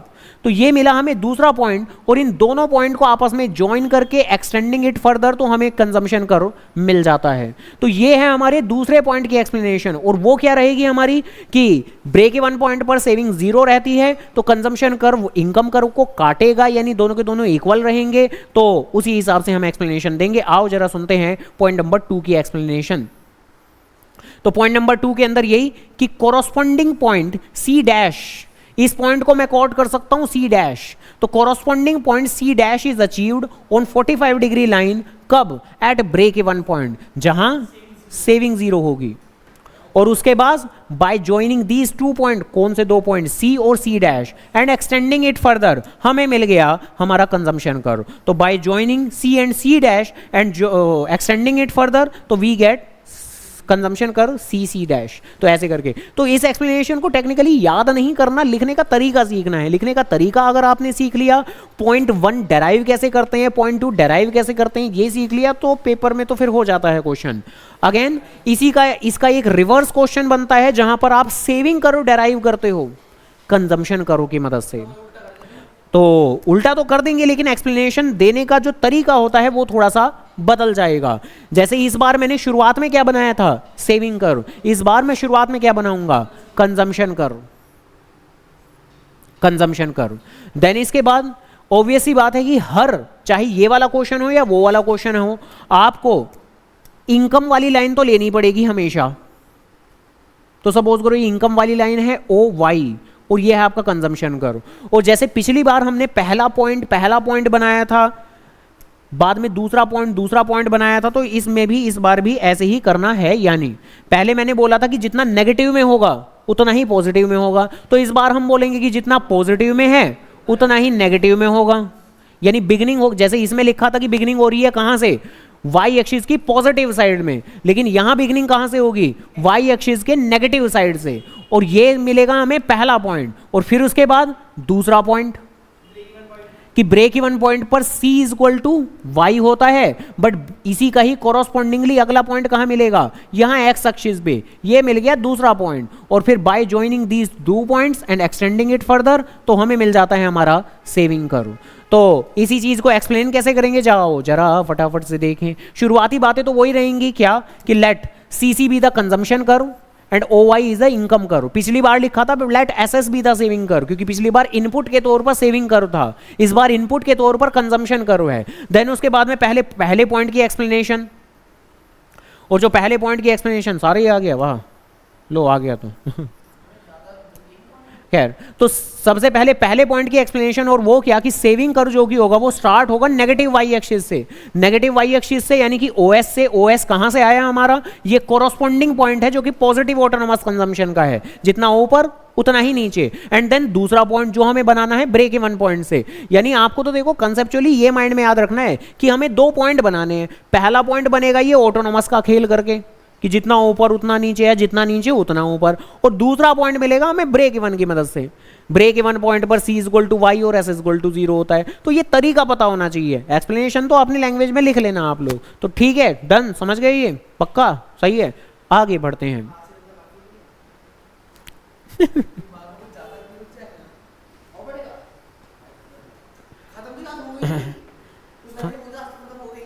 मान के चलो 3 चैप्टर में से 1 चैप्टर खत्म हो गया। ये बिल्कुल सेकंड चैप्टर का ही शुरुआती कंटेंट है। अब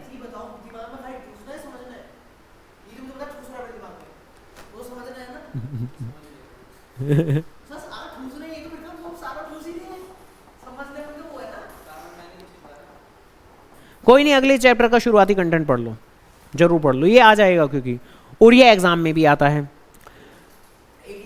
तो मान के चलो एग्रीगेट डिमांड की दुनिया में जो पहला कंपोनेंट था aggregate demand and related concept, वो पूरा हुआ। उसके बाद में TR जैन के अंदर अगला चैप्टर है शॉर्ट रन इक्विलिब्रियम नाम से, और संदीप गर्ग के अंदर है इनकम डिटर्मिनेशन एंड मल्टीप्लायर नाम से। तो ये जो इनकम डिटर्मिनेशन एंड मल्टीप्लायर शब्द कितने हैं? 1 या 2? 2। तो टॉपिक भी कितने हुए? 2। तो एक टॉपिक है इनकम डिटर्मिनेशन, और मान के चलो यहीं से ही चैप्टर की शुरुआत होती है इनकम डिटर्मिनेशन, और फिर होता है मल्टीप्लायर यानी अपना इन्वेस्टमेंट मल्टीप्लायर। तो वो है दूसरा टॉपिक और बस फिर वो भी चैप्टर खत्म।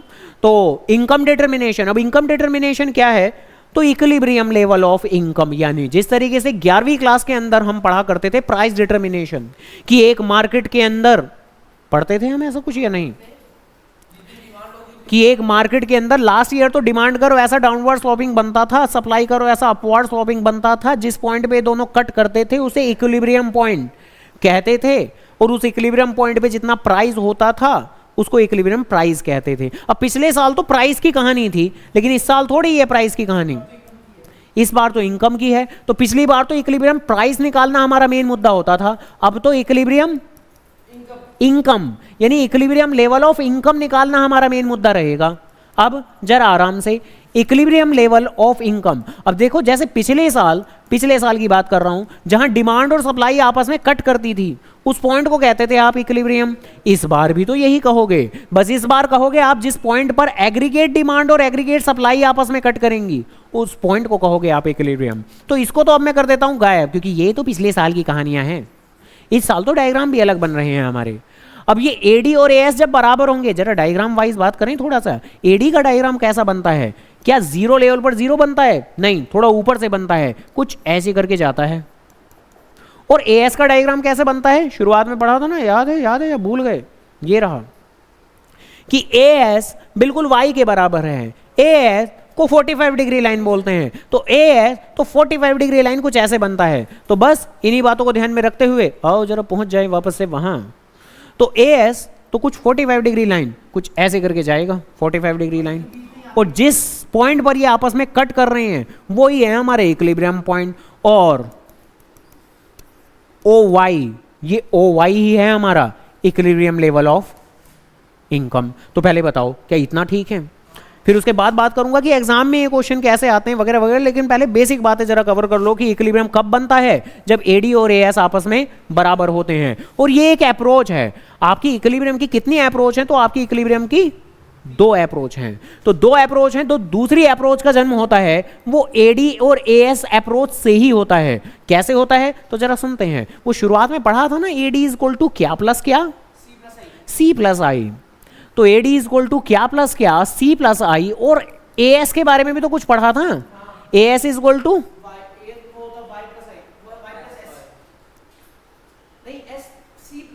हाँ, तो AS is equal to Y is equal to C plus S, यानी AS is equal to C plus S. मैंने कहा था ये आगे जाके रिलेवेंट बनेगा, तो बन गया। तो AS is equal to C plus S,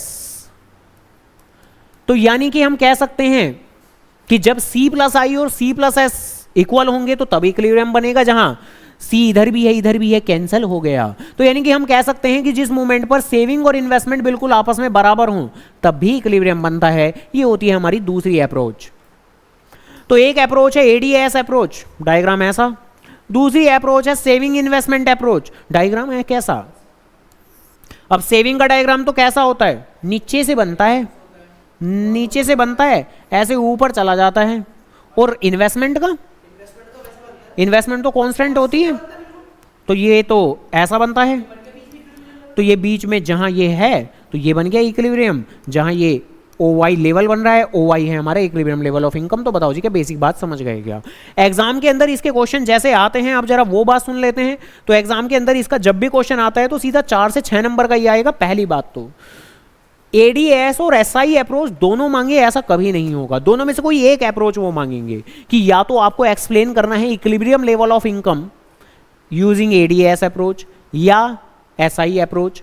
कई बार वो क्वेश्चन के अंदर इक्विलिब्रियम लेवल ऑफ इनकम बताओ ये बोलने के बजाय ये पूरी की पूरी जो थ्योरी दी थी वो दी थी एक केन्स नाम के इकोनॉमिस्ट ने, तो केनेसियन थ्योरी भी कहते हैं, केनेसिया है केनेसिया, तो केन्स नाम के इकोनॉमिस्ट ने तो इसको केनेसियन थ्योरी भी कहते हैं। तो कई बार हो सकता है कि ये बोल दें कि explain the Keynesian theory using ADS approach. तो आपको पता होना चाहिए कि केनेसियन थ्योरी, केन्स थ्योरी ये क्या है। ये है बेसिकली आपकी इक्विलिब्रियम वाली पढ़ाई, जिसके अंदर आपको एडीएस अप्रोच या एसआई अप्रोच एक्सप्लेन करनी पड़ सकती है। जहां करेंगे क्या हम, कुछ नहीं भाई, शुरुआत में आपको थोड़ी सी एक एक्सप्लेनेशन देनी है, फिर उसके बाद में कुछ स्केड्यूल सा लोगे आप, फिर उसके बाद में हाँ स्केड्यूल तो यहाँ पर लिया हुआ है, फिर उसके बाद में डायग्राम बना दोगे आप, फिर डायग्राम के बाद की कुछ एक्सप्लेनेशन ले लोगे आप। ये देखने में काफ़ी बड़ा लग रहा है बहुत ज़्यादा आसान आसान सा। आओ जरा बात करते हैं। जैसे अब ये भी क्या बोला था, इक्विलिब्रियम कब बनता है, जब एडी और एएस आपस में बराबर हों। ये एडी और एएस कैसा, प्लांट या एक्चुअल? तो प्लांट, वो शुरुआत में बात की थी, ये जितनी भी पढ़ाई चल रही है ये प्लांट वाली चल रही है, एस्टिमेटेड वाली चल रही है। तो ठीक है जी, शुरुआत में क्या, ये बेसिक सी बात लिख देंगे हम लोग कि इक्विलिब्रियम लेवल कब बनता है। तो equilibrium level of income can be determined, वो डिटरमाइन होगा बताओ कब, वन प्लांट एडी। और थोड़ा सा ना यहाँ अपना ज्ञान जितना ज्यादा बिखेर सको बिखेरो कि प्लांट एडी जो कि सी प्लस आई के बराबर होता है is equal to planned AS जो कि सी प्लस एस के बराबर होता है, जिसको 45 डिग्री लाइन भी कहते हैं। सारा ज्ञान बिखेर देंगे क्योंकि बात तो आसान ही है, बात तो सीधी ही है। अब इसी ही सेम लाइन को सीधे सीधे शब्दों में भी लिख सकते थे कि equilibrium is achieved when AD is equal to S. सारा ज्ञान बिखेरना है। कौन कौन सा, कि एडी प्लांट वाली, एएस प्लांट वाला, एडी को सी प्लस आई भी कहते हैं, एएस को सी प्लस एस भी कहते हैं, लो साथ में 45 डिग्री लाइन भी कहते हैं। तो सब कुछ ज्ञान बिखेर दो यहां पर। देन इसके बाद, क्योंकि अगर ये क्वेश्चन आया 6 नंबर का, तो उस केस में तो फिर आपको फर्दर क्या करना है, क्या क्या क्या क्या, एडी। तो एडी के बारे में सब कुछ थोड़ा थोड़ा बताओ। एडी के बारे में मतलब एडी के 2 कंपोनेंट होते हैं, सी और आई। सी का नेचर क्या होता है कि इनकम के बढ़ने के साथ ये बढ़ता जाता है। आई का क्या नेचर होता है कि इनकम के बढ़ने के साथ ये नहीं बढ़ता है। तो ये थोड़ा सा नेचर बता दो, थोड़ा सा आओ बता दें कि एडी के कितने कंपोनेंट होते हैं। AD as a 2 component. Consumption ये डायरेक्टली वेरी करता है आपकी with the level of income, और इन्वेस्टमेंट ये तो कांस्टेंट रहता है। बता दिया एडी के बारे में। क्या ये याद करने की बहुत ज्यादा जरूरत है, इजी सी लैंग्वेज है, कर सकते हैं हम लोग। देन इसके बाद एएस के बारे में क्या जानते हैं हम। एएस तो 45 डिग्री लाइन होता है, सी प्लस एस कर्व होता है। और एएस का मतलब क्या होता है, total volume of production in an economy during the year. तो ऐसा ही कुछ लिख देते हैं कि S represent total output in an economy represented by C plus S curve 45 degree line. जो जानते हो सब बिखेरते चले जाओ। देन इसके बाद में पहले बेसिक बात थोड़ा सजा सजा के, बेसिक लैंग्वेज नहीं, थोड़ा सजा सजा के। देन उसके बाद एडी और एएस के बारे में थोड़ा थोड़ा, फिर लेंगे स्केड्यूल, फिर लेंगे डायग्राम। जहां डायग्राम तो ऑब्वियसली यही वाला लेना है, बाकी फिर पहले लेंगे स्केड्यूल। स्केड्यूल क्या कोई नया है आपके लिए? नहीं, वही पुराना। इनकम 0, 100, 200, 300, 400, 500। कंजम्पशन 0 लेवल पर 0 नहीं लेना, 40 रखना है। फिर 80 से बढ़ाते चले जाओ। आदत ये रखो कि 80 के बजाय 70 से भी बढ़ा सकते हो, बढ़ा तो सकते हो, 90 से भी बढ़ा तो सकते हो, बट ठीक है एक जैसा ही रखने की आदत डाल लो। तो 80 से ही बढ़ा लो नॉर्मली। देन आई उसे तो कांस्टेंट रखेंगे, मैंने 40 ले लिया ठीक है, तो वो कोई दिक्कत नहीं। देन उसके बाद में देखो, क्योंकि हमें इस स्केड्यूल के अंदर एडी दिखाना है। एडी तो क्या होता है, एडी तो सी प्लस आई होता है। तो हमने सी दिखा दिया, आई दिखा दिया। एएस सी प्लस एस होता है, तो एक और कॉलम बना दिया एस का, ठीक है। और एस तो कैसे निकलेगा, बिल्कुल इनकम माइनस कंजम्पशन। तो 0 में से 40 माइनस करके -40 और फिर -20 और ऐसे बढ़ता चला जाएगा, ठीक है। और फिर एडी कैसे आएगा इन दोनों को जोड़ के, ठीक है। एएस कैसे आएगा, या तो सी और एस को जोड़ के, और या एएस तो बिल्कुल वाई के बराबर होता है। तो ये तो रहेगा ही 0, 100, 200, 400, 500, 600, या एएस को सी और एस को जोड़ के भी निकाल सकते हो, लेकिन फिर भी एस कॉलम दिखा दें तो ज्यादा अच्छा है, वही प्रेजेंटेशन पर्पस के लिए। और रिमार्क्स के अंदर तो वही लिखना है कि बताओ, अब बताओ ना, इस पूरे स्केड्यूल के अंदर एडी और एस कहां बराबर नजर आ रहा है, यहां बराबर नजर आ रहा है, ना। और इससे पहले क्या नजर आ रहा है कि एडी ज्यादा है, AD is greater than AS. उसके बाद क्या नजर आ रहा है कि AD is less than AS बाद में। तो बस यही लिखना है रिमार्क्स में। तो स्केड्यूल भी आसान है, 6 नंबर में है। हाँ ठीक है, आज ही भेज दूंगा, ठीक है। देन इसके बाद में डायग्राम जानते ही हैं हम लोग, कैसा बनेगा, ऐसा बनेगा। 45 डिग्री लाइन, ये अपना एएस है, यहां कहीं से भी एडी ऐसे करके, और जहां पर ये आया ये इक्विलिब्रियम पॉइंट, और यहां OY, ठीक है जी। तो डायग्राम के अंदर ऐसे करके लिख देंगे। एंड देन फिर उसके बाद में आगे आखिरी एक्सप्लेनेशन, आखिरी भी रह गई नहीं, अभी तो ऐसा ही तो बता ही नहीं है ना, वो तो उधर राइट साइड में तो ऐसा ही चल रही है लगातार। ठीक है, तो अब आखिरी की एक्सप्लेनेशन के अंदर क्या लिखेंगे, लास्ट एक्सप्लेनेशन, जिसके अंदर कुछ एक बातें तो लिखेंगे डायग्राम से रिलेटेड, कुछ एक बातें लिखेंगे स्केड्यूल से रिलेटेड। तो क्या क्या जरा सुनते हैं। अब जैसे डायग्राम के अंदर हम लोगों ने वो कोट किया था ना, ये लिखा हुआ कि पॉइंट ई क्या है, इक्विलिब्रियम पॉइंट, तो यही लिख दिया कि point E is a equilibrium point, क्योंकि इस पॉइंट पर एडी और एएस बिल्कुल आपस में बराबर हैं। डायग्राम के अंदर ही और क्या, ओ वाई है हमारे इक्विलिब्रियम लेवल ऑफ इनकम, तो ये वाली बात भी हमने कॉट कर दी कि O Y represents the equilibrium level of income. Then दो बातें हो गई हमारी, कहाँ से, डायग्राम से, तो दो बातें आएंगी अब कहाँ से जुड़ती हुई, शेड्यूल से। तो as per the schedule given in a previous page, पिछले पेज पर, ठीक है, या as per the above page या अबोव टेबल, कैसे करके वो डिपेंड करेगा कि आपके पेपर के अंदर वो टेबल कहाँ नज़र आ रही है। ठीक है, खैर, तो जैसा कि इस स्केड्यूल के अंदर नज़र आ रहा है कि 400 करोड़ ही हमारा वो लेवल है जहां एडी और एएस आपस में बराबर है, और उस लेवल पर यहाँ पर भी 400 ही है। हालांकि क्या ऐसा ज़रूरी है कि ऐसा हमेशा हो कि यहाँ भी 400 और यहाँ पर भी 400? तो हाँ, ऐसा हमेशा होगा। क्यों? क्योंकि अगर आपकी इनकम 400 है तो एएस तो 400 होगा ही होगा, और अगर एएस 400 है तो इक्विलिब्रियम लेवल पर तो फिर एडी को भी 400 ही होना पड़ेगा। तो हाँ, ये सिनेरियो ऐसा ही रहेगा इस केस में। देन उसके बाद में तो यहाँ हमने लिख दिया वही 400 crore of national income is equilibrium level, क्योंकि इस पॉइंट पर एडी एएस 400 करोड़ के बराबर हैं। देन उसके बाद में एक आखिरी वाली बात, ये क्या है, अब बेसिकली ये जो ये वाला पॉइंट है ये आपका एक ऑप्शनल पॉइंट है। ऑप्शनल पॉइंट मतलब जैसा कि मैंने शुरुआत में कहा था कि ये जो क्वेश्चन होता है ये आपसे सीधा सीधा ऐसे करके पूछते हैं कि explain the Keynesian theory of a equilibrium level of income using ADS approach. कई बार केनेसियन थ्योरी, कई बार इक्विलिब्रियम थ्योरी, और कई बार आता है इफेक्टिव डिमांड प्रिंसिपल। एक बार आया था 6 नंबर के अंदर, बस इतना ही, explain the effective demand principle. बच्चों को यही नहीं समझ में आया था मैक्सिमम को कि ये कौन से टॉपिक से, कौन से चैप्टर से, कहाँ से आया है ये क्वेश्चन।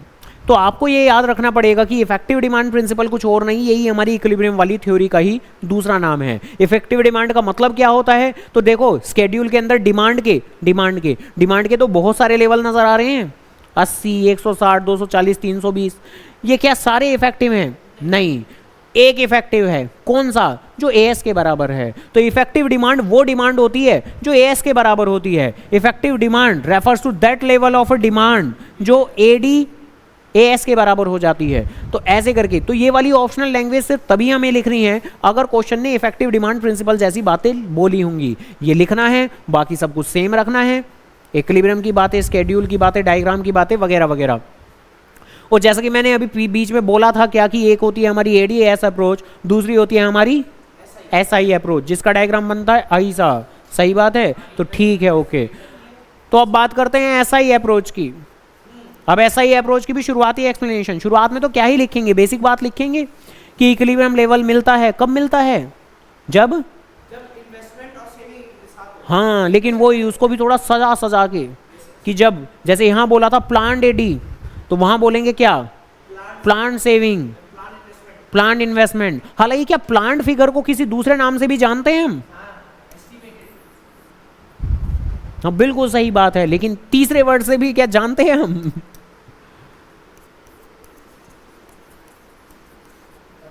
एक होता है प्लांट, एक होता है एक्चुअल।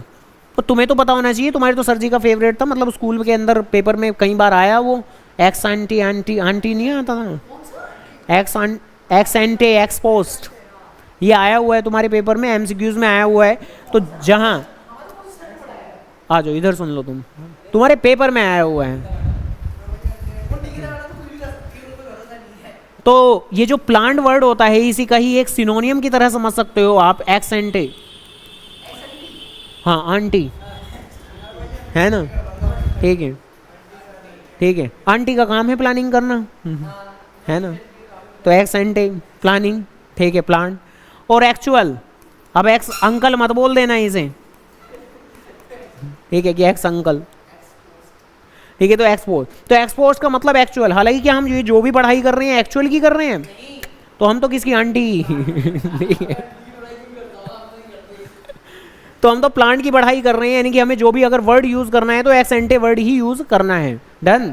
हाँ, तो सेविंग इन्वेस्टमेंट अप्रोच के अंदर भी सेम तरीके से थ्योरी लिखेंगे हम लोग, जहां शुरुआत में यही वाला कंपोनेंट कि equilibrium level of income determine होता है कब, जब प्लांट सेविंग वर्ड भी लिख सकते हो आप, लेकिन वही जितनी ज़्यादा अट्रैक्टिव अपनी एक्सप्लेनेशन रखोगे उतना ज़्यादा अच्छा रहेगा। तो प्लांट सेविंग भी लिख सकते थे, एक्स एंटे सेविंग लिखना ज़्यादा और अच्छा रहेगा। Ex ante saving is equal to ex ante investment. यहाँ अगेन एक्स एंटे वर्ड के बजाय प्लांट वर्ड भी लिखा जा सकता था।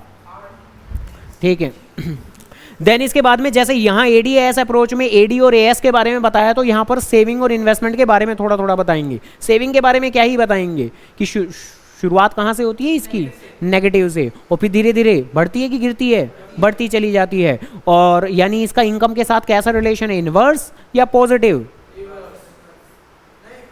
एक साथ गलत जवाब। अरे भाई, इनकम के बढ़ने के साथ सेविंग बढ़ती है तो डायरेक्ट रिलेशन ही तो है, पॉजिटिव रिलेशन है। एक साथ इनवर्स और इन्वेस्टमेंट को तो मान के चलते हैं क्या, कांस्टेंट। तो डन डन डन डन, वही सारा का सारा लिख देंगे, बेसिक सी बातें इन्वेस्टमेंट और सेविंग के बारे में। यानी कि जैसे कि इन्वेस्टमेंट कर, वो तो एक हॉरिजॉन्टल लाइन है जो कि पैरेलल है एक्स एक्सिस के। क्यों? क्योंकि ड्यू टू कांस्टेंट नेचर।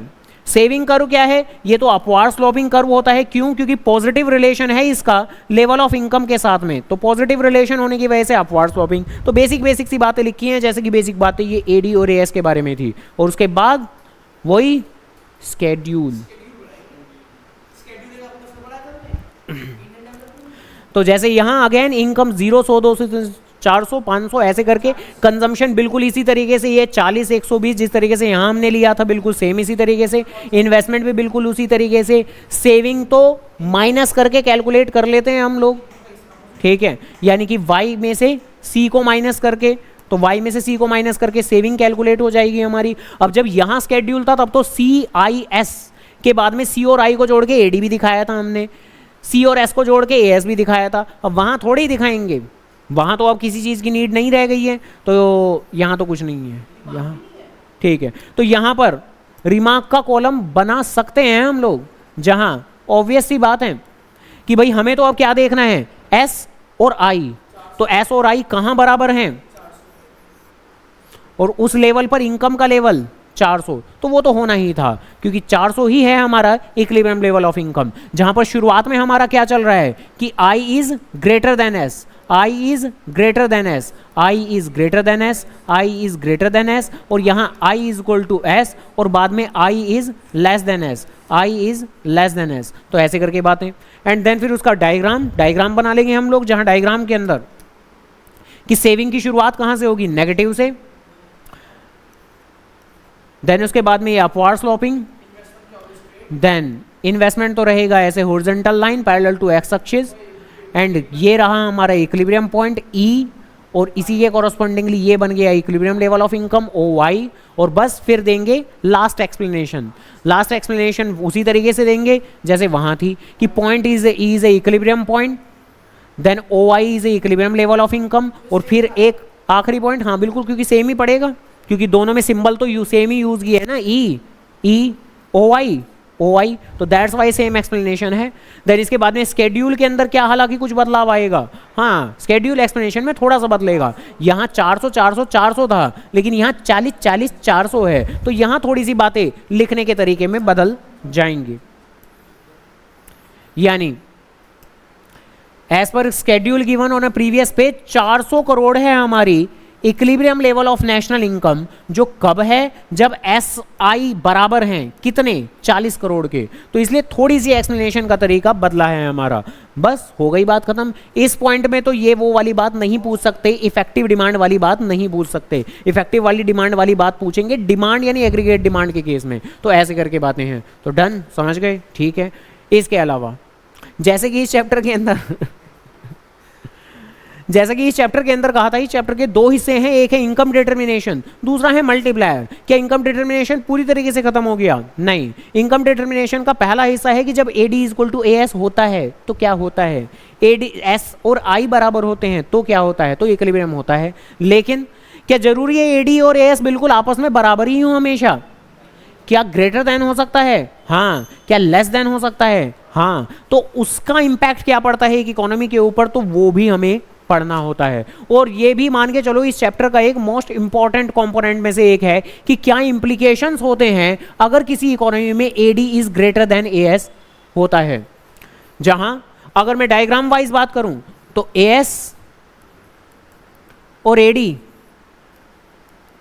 अब ऑब्वियसली इस पॉइंट पे तो ये दोनों के दोनों बराबर होते हैं। इस डायग्राम के अंदर AD is greater then AS कहां है, इस पॉइंट से पहले या इसके बाद?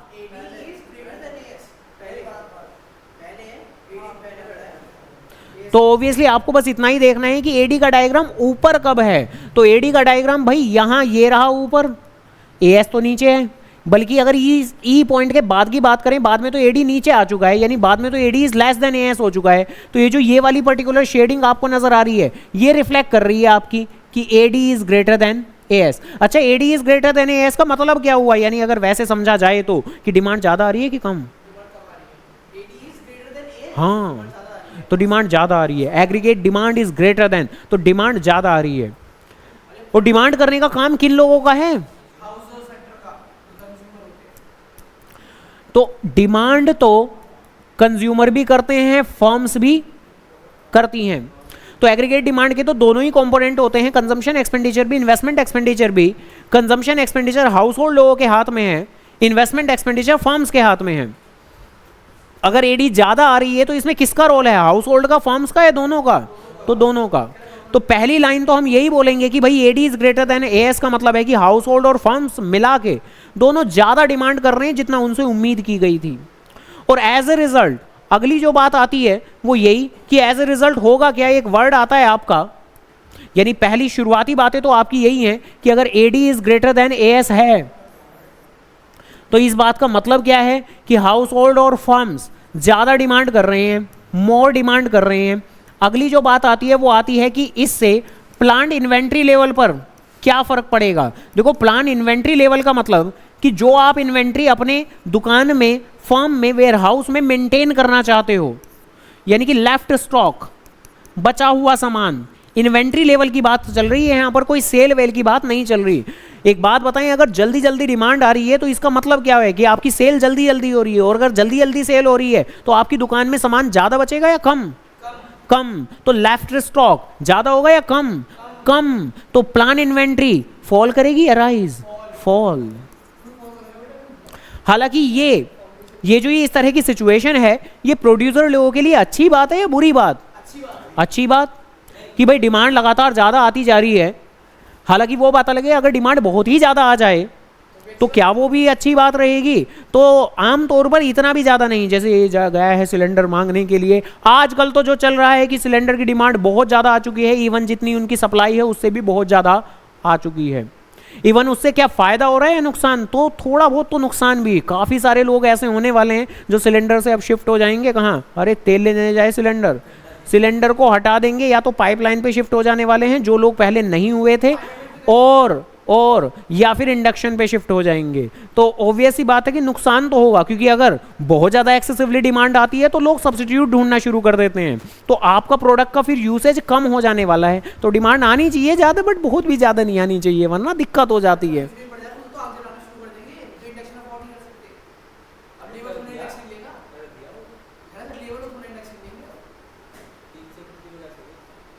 क्या ही कर सकते हैं, मैं तो एक जनरल बात कर रहा हूँ। कोयला जलाएंगे, हाँ, तवा रोटी खाना बंद कर देंगे, तंदूरी रोटी खाएंगे।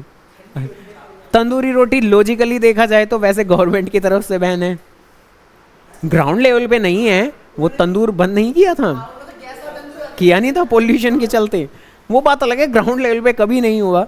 लेकिन चल तो यही रहा है ना, तवा रोटी खा नहीं सकते, तंदूरी रोटी सरकार ने बंद की हुई है।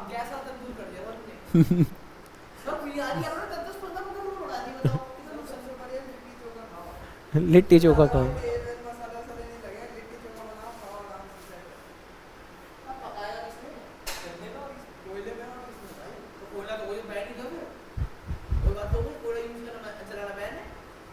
चलो जाने देते हैं, पढ़ाई कर लेते हैं। तो मुद्दे की बात, प्लान इन्वेंट्री फॉल करेगा इस तरह की सिचुएशन में, क्यों? क्योंकि डिमांड ज्यादा आ रही है। आगे से प्रोडक्शन पे क्या इंपैक्ट रखेंगे हम लोग? प्रोडक्शन बढ़ाने की कोशिश करेंगे या गिराने की कोशिश करेंगे? गिराने की। हाँ, ऑब्वियस सी बात है कि एडी अगर ज्यादा है, एएस कम है, एडी अगर ज्यादा है, एएस कम है, तो आगे से क्या लोगों को डिमांड करने के लिए मना कर दें कि तुम लोग डिमांड करना बंद करो? नहीं, इस एएस को बढ़ाने की कोशिश करेंगे, यानी सप्लाई को बढ़ाने की कोशिश करेंगे, जिससे कि एडी और एएस कुछ हद तक आपस में बराबर हो सके। यानी कि जैसे कि ये डायग्राम के अंदर भी नजर आ रहा है, फिलहाल के लिए जो एडी है ये आपकी ज्यादा है, ये एएस है ये कम है, तो ऐसे कोई ना कोई नेसेसरी एफर्ट्स लगाए जाएं जिससे कि एएस बढ़ सके। और एएस बढ़ सके कब तक? जब तक कि ये दोनों के दोनों आपस में बराबर नहीं हो जाते, यानी इक्विलिब्रियम का पॉइंट नहीं आ जाता। तो लगभग कुछ क्या रहेगी हमारी एक्सप्लेनेशन, तो जरा सुन लेते हैं आराम से। तो सबसे पहली बात तो यही कि इट इंप्लाइज, ये इंप्लाई क्या करता है, क्या कि अगर AD is greater than AS है, तो जो कंज्यूमर और फर्म्स मिलकर टुगेदर दोनों करते हैं डिमांड क्रिएट, खाली कंज्यूमर नहीं, तो together would be buying more than firms are willing to produce. जितना फर्म प्रोड्यूस करने की सोच रहे थे उसके मुकाबले ज्यादा डिमांड कर देंगे। इवन अगर AD is less than AS वाला केस आए, तब एक्सप्लेनेशन क्या रहेगी? थोड़ा सा उल्टी, बस थोड़ा सा बदली हुई। क्या बिल्कुल सेम? हाँ, लगभग तो बिल्कुल सेम ही रहेगा, बस थोड़ा सा बदलाव आएगा। क्या यहां तो बोल रहे थे it implies consumer and firms together would be buying more, यहां क्या बोलेंगे? Would be buying less. तो बस इतना सा बदलाव आएगा, अदरवाइज बाकी की एक्सप्लेनेशन सेम टू सेम रहेगी। इसके अलावा आगे एज अ रिजल्ट होगा क्या? अगर डिमांड ज्यादा आ रही है तो प्लान इन्वेंट्री पर क्या फर्क पड़ेगा? यानी कि लोगों के दुकानों में बचेगा क्या स्टॉक? नहीं, कम बचेगा। तो प्लान इन्वेंट्री वुड फॉल कर जाएगा बिलो द डिजायर्ड लेवल। जितना उन्होंने सोचा था, एंटीसिपेट किया था, अंदाजा लगाया था कि हमारी दुकानों में इतना इन्वेंट्री बच जाएगी, वो नहीं बचेगी, इतना कम बचेगी, तो प्लान इन्वेंट्री लेवल फॉल कर जाएगा। वहां उस केस में एक्सप्लेनेशन कुछ कैसे जाने वाली है? तो यहां पर बस थोड़ा सा ऐसे कि फॉल, क्या ऐसे फॉल नहीं, राइज, क्या बिलो अबव, तो बस ऐसे, जैसे यहां तो फॉल बिलो, जितना सोचा था उससे कम, वहां जितना सोचा था उससे ज्यादा, तो rise above the desired level. इसके अलावा आगे से क्या करेंगे हम? प्रोडक्शन को गिराएंगे कि बढ़ाएंगे? अब यहां तो डिमांड ज्यादा आ रही है, सप्लाई कम थी, तो सप्लाई बढ़ाएंगे, तो सप्लाई बढ़ाएंगे तो प्रोडक्शन बढ़ाएंगे। प्रोडक्शन क्या ऐसे ही बढ़ जाएगा सोच लेने से? रिसोर्सेज बढ़ाने पड़ेंगे। तो to increase the production level, firm would likely to increase the employment of resources, कि firm most probably employment of resources बढ़ाएंगे। क्यों? जिससे कि प्रोडक्शन लेवल बढ़ाया जा सके। कब तक बढ़ाएंगे? तब तक बढ़ाएंगे, कब तक बढ़ाएंगे? जब तक कि एडी और एएस आपस में बराबर नहीं हो जाते। तो अंटिल कब तक? जब तक एडी और एएस आपस में बराबर नहीं हो जाते। और ऐसे यहां पर, तो यहां पर रहेगा हमारा to decrease the production level, firm would likely to decrease the employment of resources until AD और एएस आपस में बराबर नहीं हो जाते। देन इसके बाद भी कुछ है, there is no further tendency of change, यानी कि उसके बाद बदलाव की कोई उम्मीद नहीं रहेगी। वो बात अलग है कि मार्केट वोलेटाइल है, मार्केट में बदलाव आता जरूर है, लेकिन कोशिश रहती है कि एक बार इक्विलिब्रियम पे आ गए हैं तो कोई बदलाव की टेंडेंसी नहीं रहेगी। तो बिल्कुल इसी तरह की एक्सप्लेनेशन यहां भी रहेगी। ठीक है, और ये एक मोस्ट इंपॉर्टेंट कंपोनेंट है, ध्यान रखना इस चैप्टर का। एग्जाम में बहुत बार आता है, 3 नंबर का, 4 नंबर का सीधा क्वेश्चन आता है बहुत बार। पीवाईक्यू करोगे, अगर देखोगे भैया, देख लेना, पढ़ लेना, कुछ तो पढ़ लेना, पढ़ रही हैं हम। हाँ, मान जाओ, हरकतें करना बंद करो। खैर तो जरा सुन लेते हैं आराम से। जैसे ये एडी एएस था, AD is greater than AS, AD is less than AS, ऐसे ही एसआई अप्रोच भी तो थी। तो हालांकि एक बात बोलूं, जरा सुन लेते हैं आराम से। एक था AD is greater than AS था, एक था AD is less than AS था। ओके, देन इसके बाद में भाई अगर लोग डिमांड ज्यादा कर रहे हैं तो इसका मतलब क्या हुआ कि खर्चा ज्यादा कर रहे हैं, और खर्चा ज्यादा कर रहे हैं तो सेविंग कम कर रहे हैं। तो यानी ये केस बिल्कुल सेविंग कम यानी saving is less then investment की तरह है।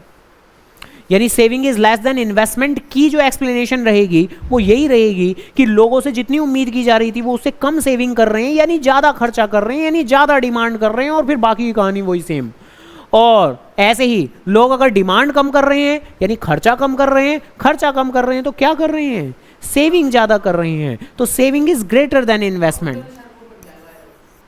तो यानी ये दोनों केस एक तरह से वर्क करते हैं और ये दोनों केस एक तरीके से वर्क करते हैं।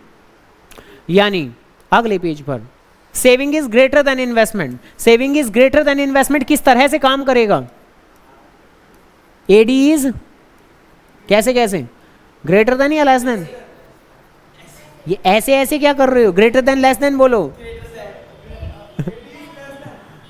हाँ भाई सेव ज्यादा कर रहे हैं यानी कि डिमांड कम कर रहे हैं, तो ऐसे करके। हाँ जी,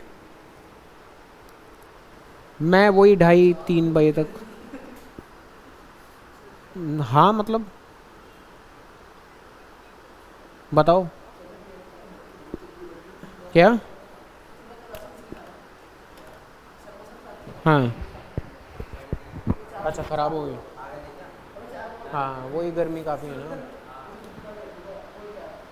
अच्छा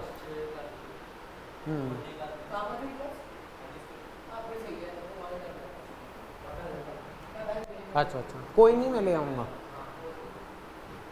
हाँ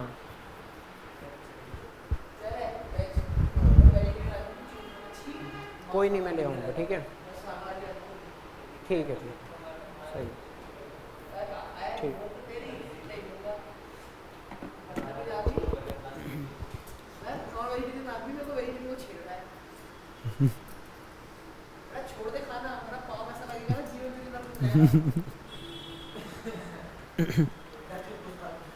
तो खैर ये जो केस है ये AD is less than A S की तरह चलेगा। तो जरा सुन लेते हैं, जैसे अगर डायग्राम वाइज में मैं बात करूं तो ये आई, देन इसके बाद में ये ऐसे S, S obviously negative side से ही जाता है।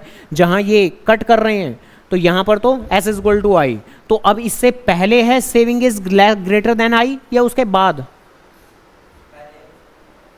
हाँ बिना सोचे बोल दो भाई। सेविंग का डायग्राम ऊपर कब है, तो बाद में। तो ये बाद वाले, ये वाले एरिया ये रिफ्लेक्ट कर रहा है saving is greater then investment. ठीक है खैर देन इसके बाद में ये इंप्लाई क्या करता है, तो शुरुआत में वही बेसिक सी लैंग्वेज रहेगी हमारी कि इट इंप्लाइज, मान जाओ मान जाओ मान जाओ मान जाओ कि हाउस होल्ड जो कि आप देखो यहां पर, जैसे पिछले केस में तो जो शुरुआती लैंग्वेज थी वो थी आपकी कंज्यूमर एंड फर्म्स। क्यों? क्योंकि एडी क्रिएट करने का काम, डिमांड क्रिएट करने का काम तो कंज्यूमर लोगों का भी है और इन फर्म्स का भी है। लेकिन यहां पर जो शुरुआती लैंग्वेज रहेगी वो रहेगी सिर्फ और सिर्फ हाउस होल्ड्स, क्योंकि सेविंग करने का काम तो हाउस होल्ड्स का ही है। ठीक है, क्योंकि असल ज़िंदगी में करती हैं, लेकिन यहाँ जिस तरीके से हमारी ये कैलकुलेशन चल रही है, जैसे ये स्केड्यूल वगैरह भी हम बनाते हैं, तो एस कैसे निकालते हैं, वाई में से सी को माइनस करके। सी कौन है, यानी सी की कंजम्पशन एक्सपेंडिचर, और वो हाउस होल्ड के द्वारा ही किया जाता है। तो इस कारण से जो सेविंग है वो भी सिर्फ हाउस होल्ड लोगों की है। तो saving is greater then investment, ये जो ये वाला केस है इसमें लैंग्वेज यूज करनी है सिर्फ household are saving more than firms are expected from them. और जिसका मतलब क्या है भाई, अगर वो सेविंग ज़्यादा कर रहे हैं तो वो कंज्यूम कम कर रहे हैं, और कंज्यूम कम कर रहे हैं मतलब एडी कम है। और अगर डिमांड कम है तो अगला प्लांट इन्वेंट्री पे क्या इंपैक्ट पड़ेगा, प्लांट इन्वेंट्री पे इन्वेंट्री बढ़ेगी, क्योंकि लोगों का सामान सेल नहीं होगा जल्दी जल्दी। तो जो प्लांट इन्वेंट्री लेवल है वो आपका राइज कर जाएगा above the desired level, and as a result आगे चलकर प्रोडक्शन बढ़ाने की बातें करेंगे या गिराने की? गिराने की। तो आगे चल के प्रोडक्शन गिराने की बातें करेंगे, to decrease the production, firm would likely to decrease the employment of resources until AD और एएस बराबर हो जाएं। क्या ये अंटिल सेविंग और इन्वेस्टमेंट बराबर हो जाएं, and there is no further tendency of change. तो बाद वाली लैंग्वेज सेम रहेगी हमारी।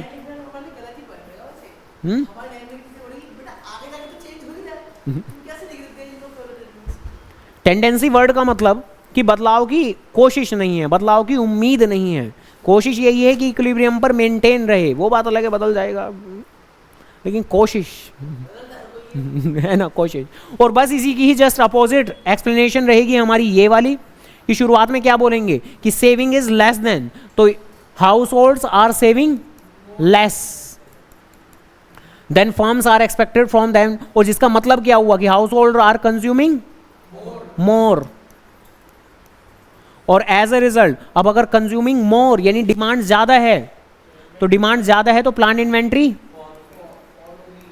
बिल्कुल, क्योंकि लोगों का सामान, प्रोड्यूसर लोगों का सामान जल्दी जल्दी बिकेगा, तो yes plant inventory fall below the desired level, और आगे से प्रोडक्शन हम इंक्रीज करेंगे, तो आगे से हम प्रोडक्शन इंक्रीज करेंगे, जिससे कि एम्प्लॉयमेंट ऑफ रिसोर्सेज भी बढ़ाना पड़ेगा। अनटिल, बिल्कुल सही बात, यहां पर जब तक एस और आई आपस में बराबर नहीं हो जाती, ठीक है। हाँ, फिर तुम्हारी फेवरेट लाइन, ठीक है, कि there is no further tendency of change, ठीक है। और ये देखने में बढ़िया लगता है, ठीक है, लेकिन ये पेपर में आप तब लिख पाओगे जब खुद से इसकी रिटन में प्रैक्टिस करोगे। और जहां मेरे हिसाब से तो अरे इतना मुश्किल नहीं है, 1 2 3 4 कितने केस हैं, 4, लेकिन आपको प्रैक्टिस किसकी करनी है, बस एक की, टेक्निकली तो बस एक की है ना। तो टेक्निकली तो मतलब सीख तो सारे ही लेने हैं कि लिखना कैसे, बदलाव क्या करना है, लेकिन याद तो बस एक ही करना है, एक याद कर लो। उसके बाद में भाई ये इसका सिमिलर रहेगा और ये इसका अपोजिट रहेगा, ठीक है, और ये नीचे वाला ये इसका सिमिलर रहेगा, तो बस ऐसे करके, ठीक है। तो याद तो बस एक ही करना है, तो ऐसा नहीं है 4 चीजें दिख रही हैं तो बहुत ज्यादा एफर्ट लगाने हैं, तो बस एक ही चीज याद करनी है, और मान के चलो इसका पेपर में आने के चांस बहुत ज्यादा, काफी ज्यादा आता है ये पेपर के अंदर।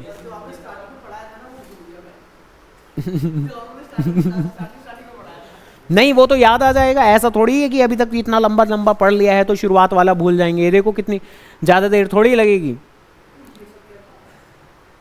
शुरुआत में एडी की definition, final goods, planning to buy, given level of income, AD के 4 कंपोनेंट, देन इसके बाद में ये 4 कंपोनेंट की डेफिनेशन कि कौन खर्च करता है, किन चीज़ों पे खर्च करता है, ये वाली बातें, सभी के डायग्राम जहां हम जानते हैं आई पैरेलल बनता है, सी बढ़ता है, एडी बढ़ता है, एएस 45 डिग्री लाइन, देन इसके बाद में ये कंजम्पशन फंक्शन जो होता है, रिश्ता जो बनते नहीं है, ठीक है, सेविंग फंक्शन, ठीक है, तो ये भी रिलेशनशिप, इनके डायग्राम वही अपना कंजम्पशन और इनकम जहाँ कट करती है वो ब्रेक इवन पॉइंट, सेविंग जहाँ जीरो होती है break even point, break even point की ये 2 कंडीशन जो न्यूमेरिकल्स में भी काम आती है। देन इसके बाद में एपीसी जो कि एक तरह का रेशो है सी और वाई का, ये एक रेशो है एस और वाई का। देन इसके बाद में इनकी वैल्यूज़ की कौन सी 1 होती है, कौन सी 0 होती है, ये बस थोड़ा सा एफर्ट लगा के याद कर लेना। एमपीसी और एमपीएस की आसान है कि यूजुअली 0 और घर ले जाओ, इसे घर ले जाओ, हाँ जाना मत, पता नहीं क्या चल रहा है। तो 0 और 1 के बीच में रहती है आमतौर पर, रेयरली 0 और 1 भी हो सकती है, 0 के इधर यानी नेगेटिव कभी नहीं होगी, 1 से बड़ी कभी नहीं होगी, तो ये वाली बात। देन इसके बाद फिर ये डेरिवेशन, तो इस पे थोड़ा सा दिमाग खराब हुआ था, है ना, बट ठीक है, इसको भी तरीके से अगर करोगे तो मेन समराइज करके बात तो यही थी कि आपको 2 पॉइंट के कंक्लूजन निकालने होते हैं। पहला पॉइंट कुछ ये निकलता है कि जितना ऊपर पॉजिटिव कंजम्पशन उतना नेगेटिव डिस सेविंग, या जितनी नेगेटिव डिस सेविंग उतना ऊपर पॉजिटिव कंजम्पशन, तो ये होता है पहले पॉइंट का कंक्लूजन। और दूसरे पॉइंट का कंक्लूजन कि ब्रेक इवन पॉइंट पर जहां c इक्वल टू वाई होता है तो s इक्वल टू 0 होता है। और बस पहले पॉइंट की एक्सप्लेनेशन, दूसरे पॉइंट की एक्सप्लेनेशन, फिर बोल देते हैं पॉइंट 1 पॉइंट 2 को मिलाया, एक्सटेंडिंग इट फर्दर, तो हमें मिल गया। तो ये क्वेश्चन बस यहीं खत्म, इसमें शेड्यूल कहाँ था। खैर, देन उसके बाद में फिर अगला चैप्टर शुरू किया था हमने इक्विलिब्रियम का, जहाँ शुरुआती एक्सप्लेनेशन उसके बारे में थोड़ा सा, then schedule, then diagram, then फिर ये लास्ट एक्सप्लेनेशन। और अब पढ़ रहे थे ADS greater than AS, AD is less than AS, नहीं जी। तो सेकंड चैप्टर का इनकम डिटर्मिनेशन वाला पार्ट खत्म, और अब करते हैं मल्टीप्लायर। तो उसके आगे का ये इन्वेस्टमेंट मल्टीप्लायर जो कि एग्जाम के हिसाब से काफ़ी ज़्यादा ज़रूरी चीज़ है, बात है, तो ज़रा सुन लेते हैं। तो इन्वेस्टमेंट मल्टीप्लायर के अगर मीनिंग की बात करें तो ज़रा सुन लेते हैं।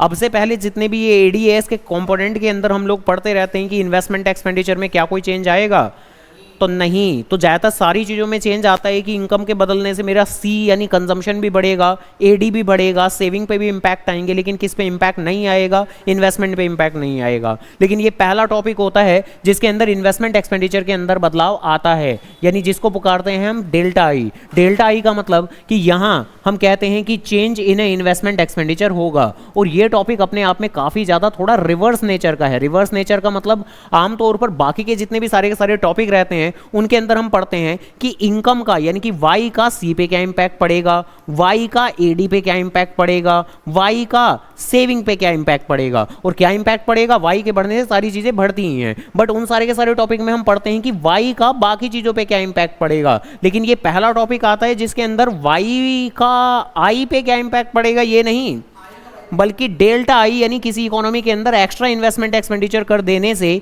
नेशनल इनकम कितने गुना बढ़ेगी, नेशनल इनकम कितनी बढ़ेगी, तो ये हम बात करते हैं। यानी यहां से इनकम से दूसरी चीज पर इंपैक्ट नहीं, बल्कि इन्वेस्टमेंट एक्सपेंडिचर से इनकम पर क्या इंपैक्ट पड़ेगा ये हम पढ़ते हैं। जैसे कि फॉर एग्जांपल एक इकोनॉमी के अंदर 1000 करोड़ के इन्वेस्टमेंट एक्सपेंडिचर करने से नेशनल इनकम बढ़ी कितनी, सपोज करो 5000 करोड़।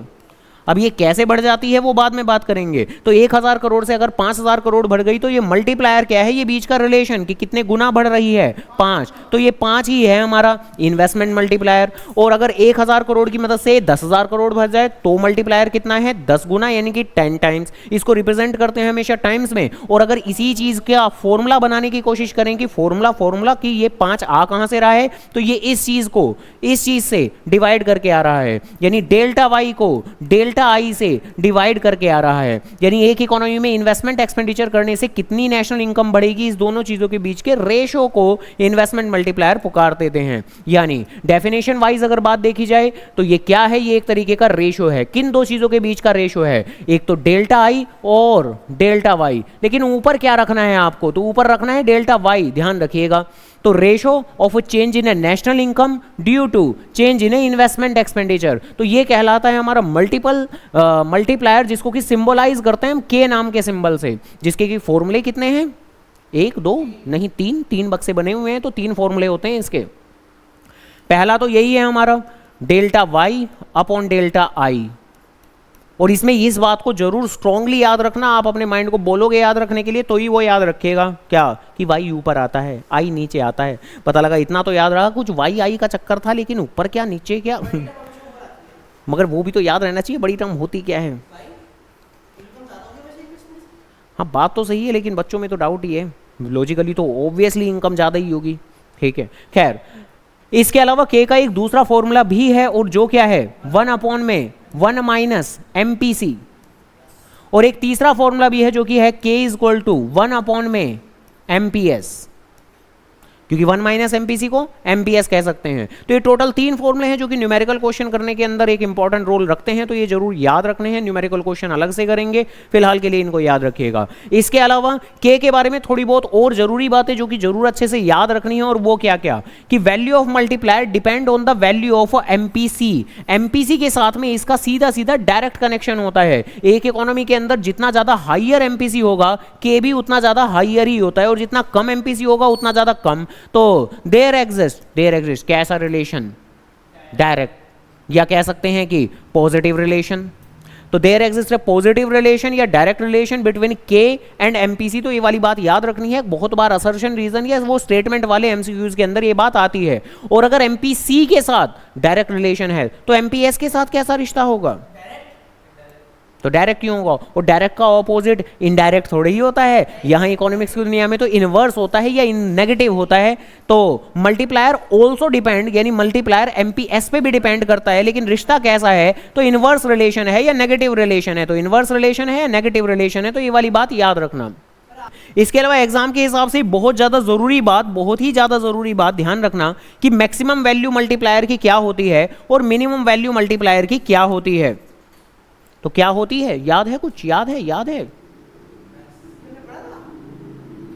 तो वैसे तो ये वाली बात याद रख लें, ऐसे करके ऐसे ऐसे ऐसे, ये बनोते हुए इनफाइनाइट होती है। यानी हालांकि प्लेस थोड़े से चेंज करने पड़ेंगे मुझे। चलो अभी ये वाली बात मैं जाने देता हूं, अलग प्रेजेंटेशन के अंदर जरा बातें समझ लेते हैं। एक बात बताएं, मल्टीप्लायर का किसके साथ है पॉजिटिव रिलेशन? एमपीसी के साथ और एमपीएस के साथ, एमपीसी के साथ। और क्या एमपीसी के बारे में कुछ पढ़ा था हम लोगों ने? अच्छा ये तो सब मिटा दिया मैंने। तो एमपीसी के बारे में कुछ पढ़ा था मैंने कि एमपीसी की वैल्यू मैक्सिमम कितनी हो सकती है, मिनिमम कितनी हो सकती है, बताओ। हाँ, अच्छा ये कौन सी मैथमेटिकल फिगर बता रहे हो? तो एमपीसी और एमपीएस के बारे में, दोनों के बारे में हमने ये बात पढ़ी थी कि यूजुअली 0 से 1 के बीच में फ्लक्चुएट करती हैं। मिनिमम वैल्यू 0 होती है और मैक्सिमम वैल्यू 1 होती है, ऐसा सा कुछ पढ़ा था हम लोगों ने। ये 0.25 का क्या कनेक्शन था, जाने देते हैं। तो 0 से छोटा नहीं हो सकता, 1 से बड़ा नहीं हो सकता, ये हमने एमपीसी के बारे में पढ़ा था। अब जरा आराम से हम बात कर रहे हैं अब के की, जरा सुन लेना आराम से कि के की मिनिमम वैल्यू क्या होगी और के की मैक्सिमम वैल्यू क्या होगी, ये बात कर रहे हैं हम लोग। जरा आराम से, के की मिनिमम वैल्यू तब होगी जब एमपीसी भी अपनी मिनिमम वैल्यू पे होगा। और एमपीसी की मिनिमम वैल्यू कितनी होती है? 0। और के अपने मैक्सिमम वैल्यू पे तब होगा जब एमपीसी अपनी मैक्सिमम वैल्यू पे होगा। और एमपीसी अपनी मैक्सिमम वैल्यू कितनी होल्ड करता है? 1। जरा आराम से, के का फॉर्मूला क्या होता है एमपीसी वाला? तो के का फॉर्मूला होता है एमपीसी वाला, K is equal to 1/1 minus MPC, जिसके हिसाब से 1/1 माइनस 0।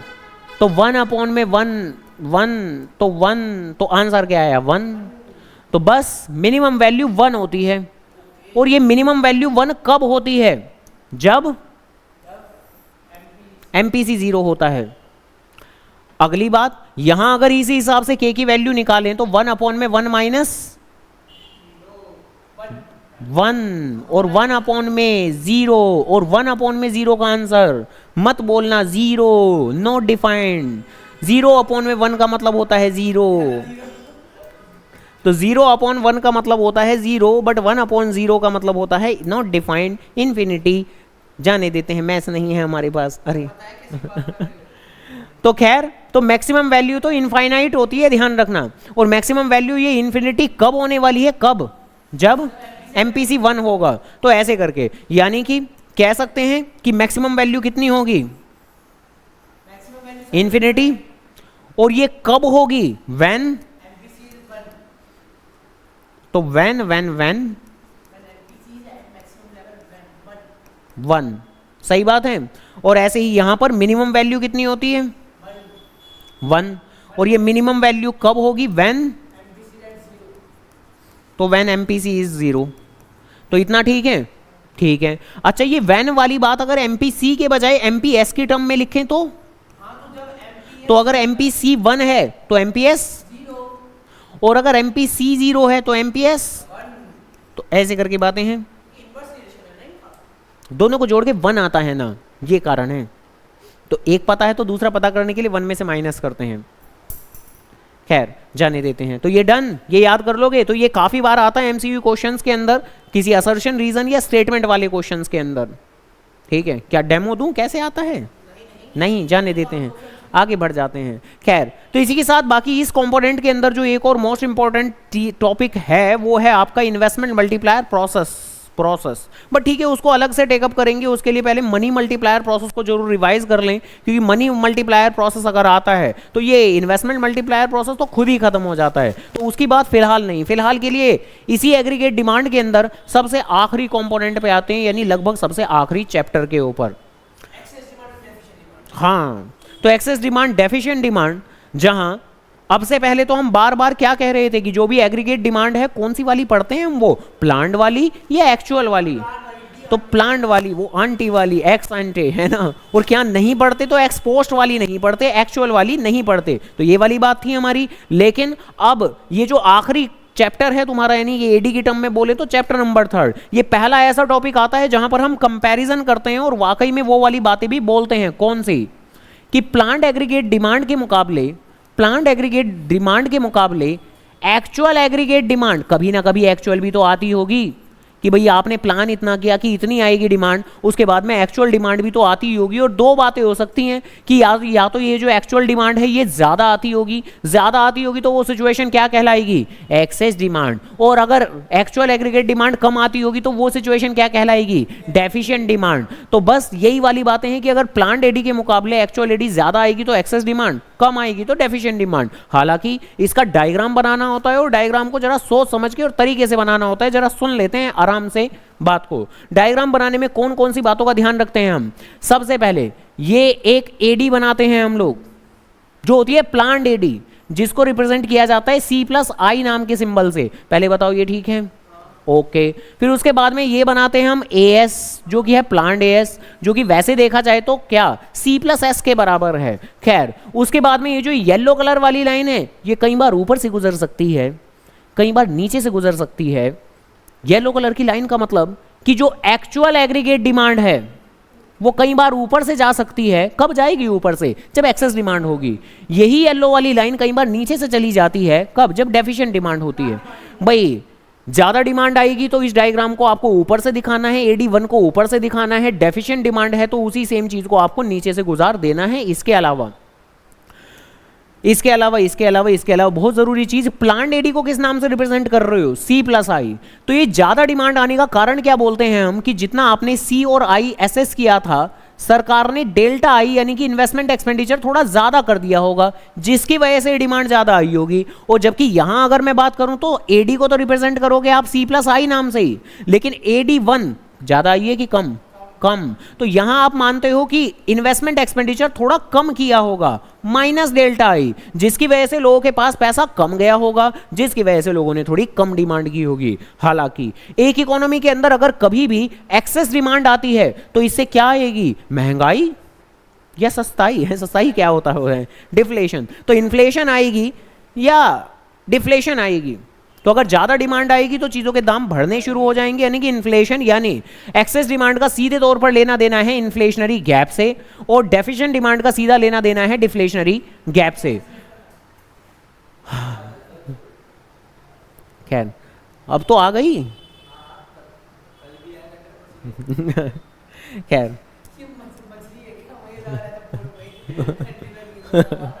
आ गया कंटेनर, चलो खैर। तो बेसिकली इसी डायग्राम के अंदर आपको इन्फ्लेशनरी गैप रिप्रेजेंट करके दिखाना होता है। और वो रिप्रेजेंट करके दिखाना कैसे दिखाते हैं तो जरा सुन लें।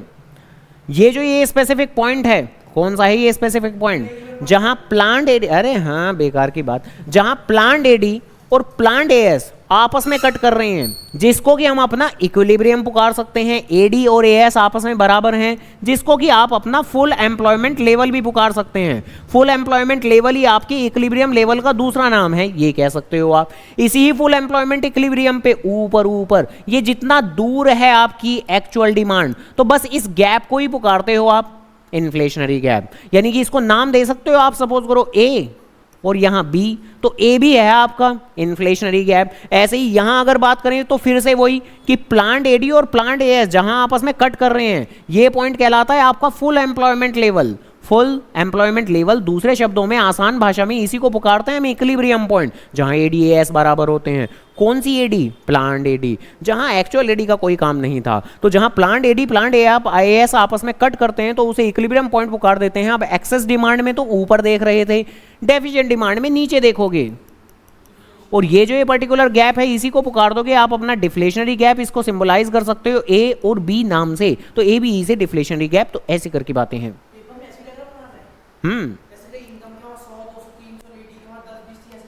नहीं वैसे कुछ नहीं लिखना, ठीक है, ऐसे ही डायग्राम बनाना है बिल्कुल।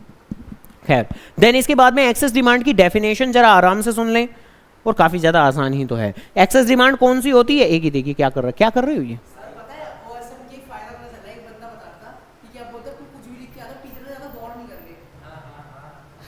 वो ये चेक कर दे रहे हैं कि आपको तो कुछ ना कुछ तो लिखा है ना, वो ये चीज देख रहे हैं, वो ये कि कोई करेक्ट आंसर नहीं देख रहे। ऐसा भी है क्या कुछ?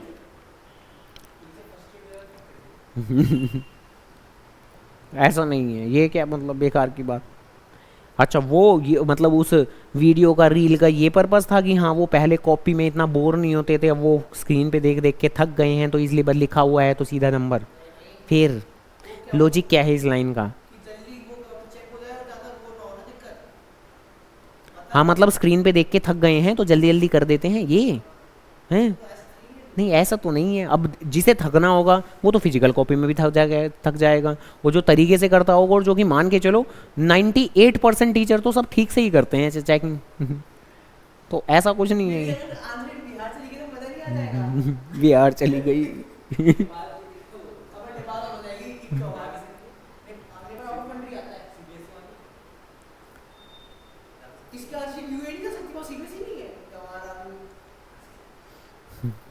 हम वहाँ चली जाएगी कॉपी, जिस सिस्टम में जा रही होगी आधी चेक हो चुकी होगी, अचानक से मिसाइल आएगी गिर जाएगी ठीक है, कॉपी कहाँ गई, कॉपी सर्वर में क्रैश हो गई, कहीं आधी चेक हुई थी खत्म। अरे चलो खैर जाने देते हैं, इधर सुन लें। तुम्हारे लिए नहीं, बस इतना है कि मतलब एक तसल्ली किस बात की मैं बताता हूँ कि जैसे पहले रिजल्ट आते थे तो रिजल्ट के बाद में कई बार मतलब ये कि हाँ अरे यार इस सब्जेक्ट में तो ज़्यादा नंबर आने चाहिए थे, इतने क्यों आ रहे हैं, तो कहीं ना कहीं एक डाउट होता था जिसके चलते मतलब बच्चे रिवैल्यूएशन फाइल कर लेते थे।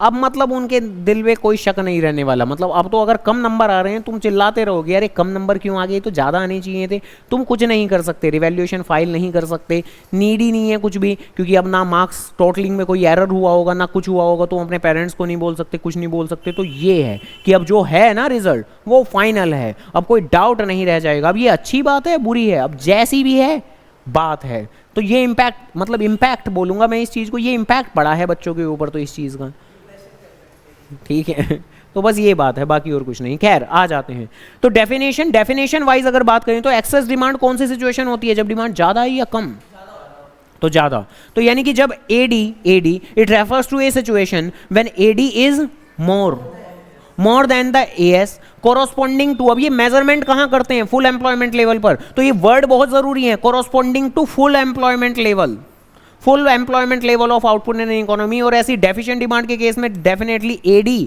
इज मेन बात क्या, less than the AS corresponding to full employment level of economy, ऐसे करके इन्फ्लेशनरी गैप। अब देखा जाए तो इसी पर्टिकुलर बात को हमें डिफाइन करना है, बट इन्फ्लेशनरी गैप को डिफाइन करते वक्त थोड़ी सी अलग भाषा का इस्तेमाल किया जाता है। जैसे यहां पर तो बोलते हैं AD is greater then AS, वहां पर बोलते हैं इन्फ्लेशनरी गैप के अंदर कि एक्चुअल एग्रीगेट डिमांड ज्यादा आ गई है प्लांट एग्रीगेट डिमांड के मुकाबले। तो यहां बस लैंग्वेज वाइज थोड़ा सा अंतर है, inflationary gap refers to gap by which actual aggregate demand exceed, सीधे सीधे शब्दों में लिखना हो तो actual aggregate demand is more than crossing the limit, ये ज्यादा नहीं हो रहा कुछ ज्यादा बचकानी लैंग्वेज नहीं होगी भाई, actual aggregate demand exceed the plant aggregate demand, और या आपको सीधी लैंग्वेज लिखनी है तो actual aggregate demand is more then planned aggregate demand. और प्लांट एग्रीगेट डिमांड कौन सी होती है, प्लांट एग्रीगेट डिमांड वो होती है जो required to establish full employment. ये फुल एम्प्लॉयमेंट वर्ड जरूर यूज करना है आपको, अगर ये नहीं किया तो डेफिनेशन अधूरी है तुम्हारी, ठीक है, तो ये जरूर यूज करना है। और ऐसी डिफ्लेशनरी गैप के अंदर फिर वही वाली बात आ जाएगी कि actual aggregate demand fall short, या सीधी लैंग्वेज बात करें तो actual aggregate demand is less than, ठीक है। हाँ अब इसका भी बनाओ कुछ उल्टी सीधी language actual aggregate demand is less than planned aggregate demand, बस बात खत्म। तो ये डन। क्या डेराइव करने के लिए, भरने के लिए हैं, क्या लिखने के लिए, लिखने के लिए तो डेफिनेशन आएगी, ऐसे थोड़ी आएगा फिल इन द ब्लैंक्स भरो, लिखने के लिए पूरी, वो तो मैंने इस तरीके से इसलिए बनाया है जिससे कि थोड़ा तुम लोगों को नालायक महसूस हो कि इतना मुश्किल नहीं है, कॉमन वर्ड्स हैं बस थोड़ा थोड़ा सा अंतर आ रहा है, ठीक है। अब वो बैठ के तो याद ही करना पड़ेगा, करते क्यों नहीं ठीक है, तो आसान है, एक बार ढंग से रीड करोगे, अगर रीड करोगे, अब घर जाके पढ़ोगे ही नहीं फिर क्या होना है, फिर कुछ नहीं होने वाला है ना। मैं 2 घंटे बढ़ा दूं 3 घंटे बढ़ा दूं क्या ही फर्क पड़ता है, अब मैं 1 घंटे बढ़ाता हूं इस उम्मीद में घर जाके कुछ पढ़ेंगे, अब वो घर जाके कुछ भी नहीं पढ़ते, क्यों ही पढ़ाऊं मैं 2 घंटे फिर जाने देते हैं, आगे बढ़ जाते हैं। खैर तो एक्सेस डिमांड, डेफिशिएंट डिमांड, सबसे पहले इनके मीनिंग की बात आती है, फिर फर्दर इस चैप्टर के अंदर आखिरी बात आती है कि कैसे इसको करेक्ट कर सकते हैं। और उससे पहले कि छोटा सा टॉपिक है, हालांकि एग्जाम के पॉइंट ऑफ व्यू से इतना जरूरी नहीं है, लेकिन फिर भी पढ़ लेते हैं, सुन लेते हैं कि रीजंस क्या क्या होते हैं, यानी अगर किसी इकोनॉमी में एक्सेस डिमांड, ज्यादा डिमांड आ रही है तो कारण क्या क्या हो सकते हैं।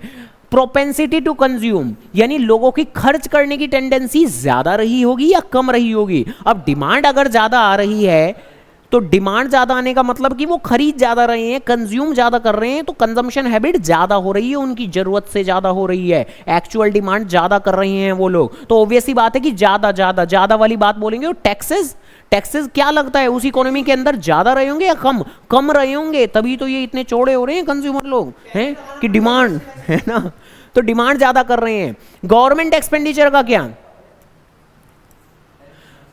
आओ जरा देख ही लेते हैं, लॉजिक उठा लेते हैं। यानी कि प्रोपेंसिटी टू कंज्यूम ज्यादा, टैक्सेस कम, जिससे कि लोगों के ऊपर बर्डन कम है। गवर्नमेंट एक्सपेंडिचर ज्यादा हो चुका होगा, क्यों? क्योंकि सरकार के द्वारा किया गया खर्चा, सरकार के लिए तो खर्चा है, लेकिन इकोनॉमी में पैसा पहुंच रहा होगा, इकोनॉमी में पैसा पहुंच रहा होगा, मनी सप्लाई का लेवल बढ़ रहा होगा, जिससे लोगों की परचेजिंग पावर बढ़ रही होगी, वो अगेन चौड़े हो रहे हैं, फिर से ज्यादा डिमांड कर रहे हैं। इसके अलावा एक्सपोर्ट और इंपोर्ट, देखो इस बात को आप इस तरीके से भी कनेक्ट कर सकते हो, समझ सकते हो कैसे करके। वो एडी के कंपोनेंट नहीं पढ़े थे क्या? एडी के component C plus I plus ji plus x minus M, यहां पर एक्स क्या था? एक्सपोर्ट, जो कि एक पॉजिटिव चीज थी। यानी अगर हम बात कर रहे हैं डिमांड ज्यादा आ रही है, जिसका मतलब है कि ये एक्सपोर्ट ज्यादा होता जा रहा होगा, तो एक्सपोर्ट ज्यादा होता जा रहा होगा, ये तो नेगेटिव आइटम है। ये जितना ज्यादा होगा नेगेटिविटी उतनी ज्यादा होगी, तो वैल्यू कम हो जाएगी। तो ये जितना कम होगा वैल्यू उतनी ज्यादा बढ़ेगी। अब अगर मैं इंपोर्ट की एक बड़ी सी फिगर लिख दूं, यानी कि यहां से माइनस एक बड़ी सी फिगर होगी, तो फिर एडी का फाइनल आंसर क्या? बड़ा आएगा, फिर तो छोटा आएगा। तो एडी का बड़ा आंसर यानी कि एक्सेस डिमांड, ज्यादा डिमांड कब आएगी? जब ये इंपोर्ट की फिगर छोटी सी होगी, यानी इंपोर्ट में जब डेक्लाइन आ रहा हो। तो ऐसे करके बातें। हाँ बोलो।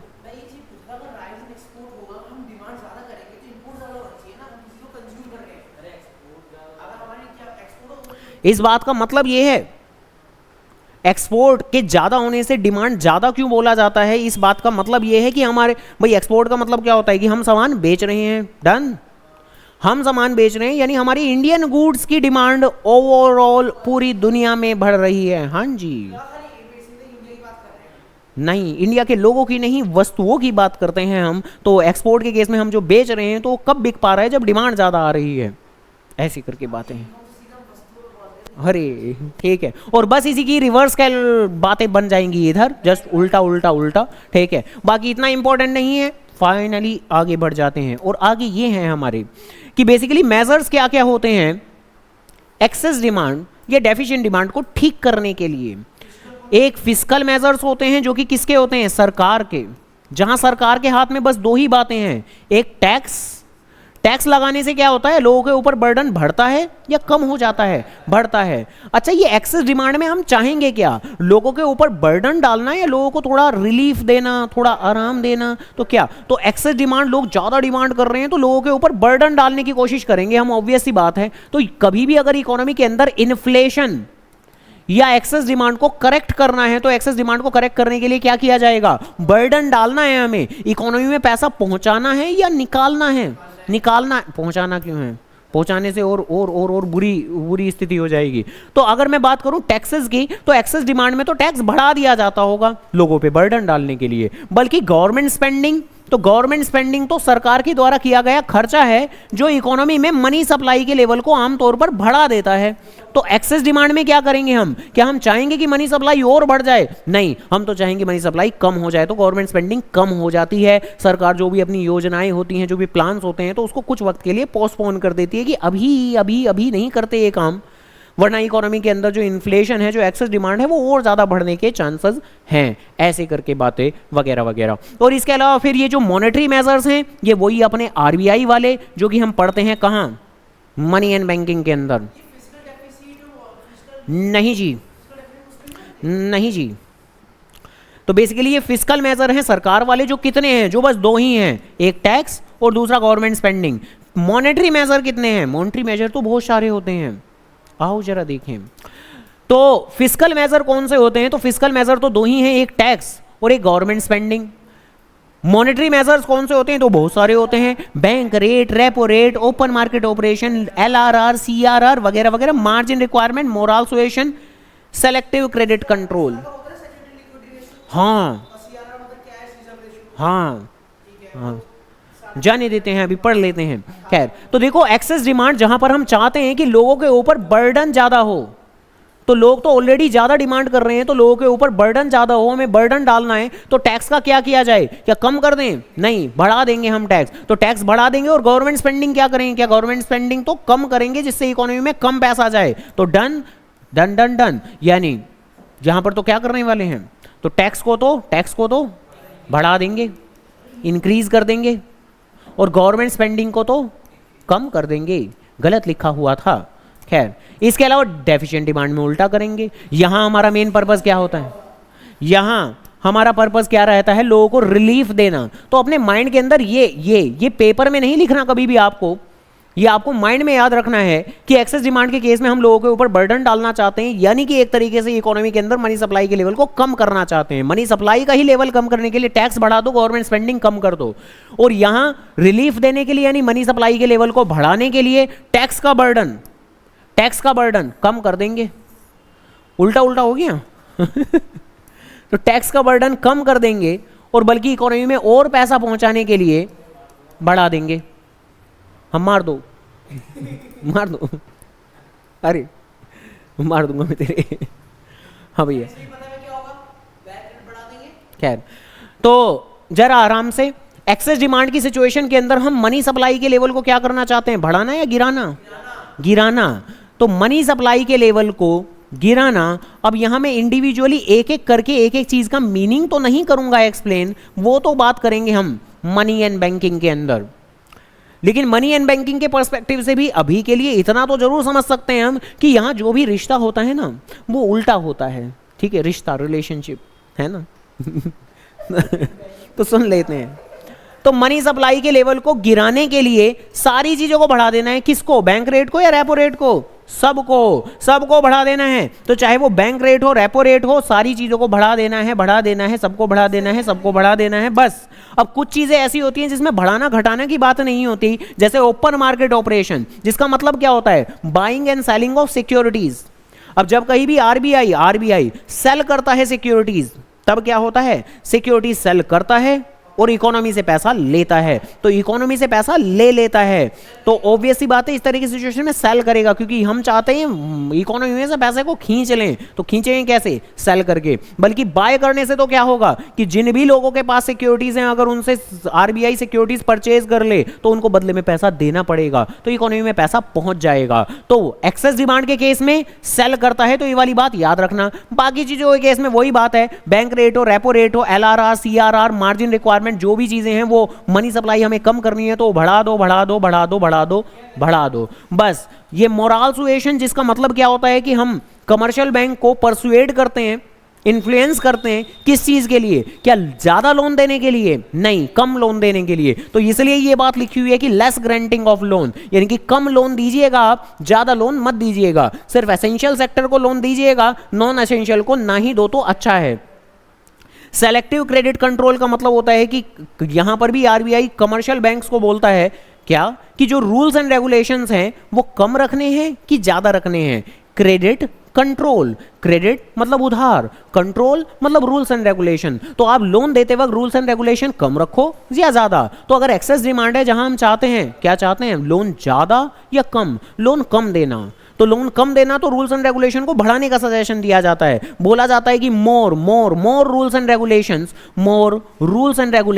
और बल्कि अगर डेफिशिएंट डिमांड होगी तो लेस रूल्स एंड रेगुलेशन। तो ऑब्वियसली वहां पर तो इसका जस्ट रिवर्स एक्सप्लेनेशन ही बनेगी हमारी, यानी कि हर जगह डिक्रीज और यहां बाय, और वहां मोर ग्रांटिंग ऑफ लोन, और यहां लेस रूल्स एंड रेगुलेशंस। तो ऑब्वियसली इन सारी चीजों की डेफिनेशन वगैरह और ये तो मनी एंड बैंकिंग के अंदर पढ़ें। और ये एक ऐसा टॉपिक है जिसको जरूर पढ़ना है। क्यों? क्योंकि ये सिंगल इन्वेस्टमेंट डबल रिटर्न वाली बात है, पेपर में आएगी ही आएगी। या तो वहां से आएगी, कहां से? मनी एंड बैंकिंग, और या यहां से आएगी एडीएस। तो ये तो एक ऐसी चीज है जो जरूर पढ़नी चाहिए। एक एक चीज की डेफिनेशन याद होनी चाहिए, बैंक रेट की, रेपो रेट की, सीआरआर की, एसएलआर की, बैठ के डेफिनेशन लिख के याद करनी चाहिए। और उसके बाद में ये मनी सप्लाई को कैसे इंपैक्ट करता है ये भी लिख के याद करना चाहिए, क्योंकि या तो वहां से आएगा यानी एग्जाम्पल के लिए या तो वहां से आएगा कि बैंक रेट इकोनॉमी में मनी सप्लाई को कैसे इन्फ्लुएंस करता है, तो मनी एंड बैंकिंग, और या यहां से आएगा कि बैंक रेट इकोनॉमी में इन्फ्लेशन को कैसे कंट्रोल करता है या डिफ्लेशन को कैसे मैनेज करता है, तो या तो वहां से क्वेश्चन आने वाला है बैंक रेट का या यहां से आएगा, रेपो रेट का या तो वहां से आएगा या यहां से आएगा। तो पेपर के अंदर मतलब ये पर्टिकुलर टॉपिक तो ऐसा है जो जरूर मस्ट करना ही करना है। तो बस इसी के साथ बात खत्म।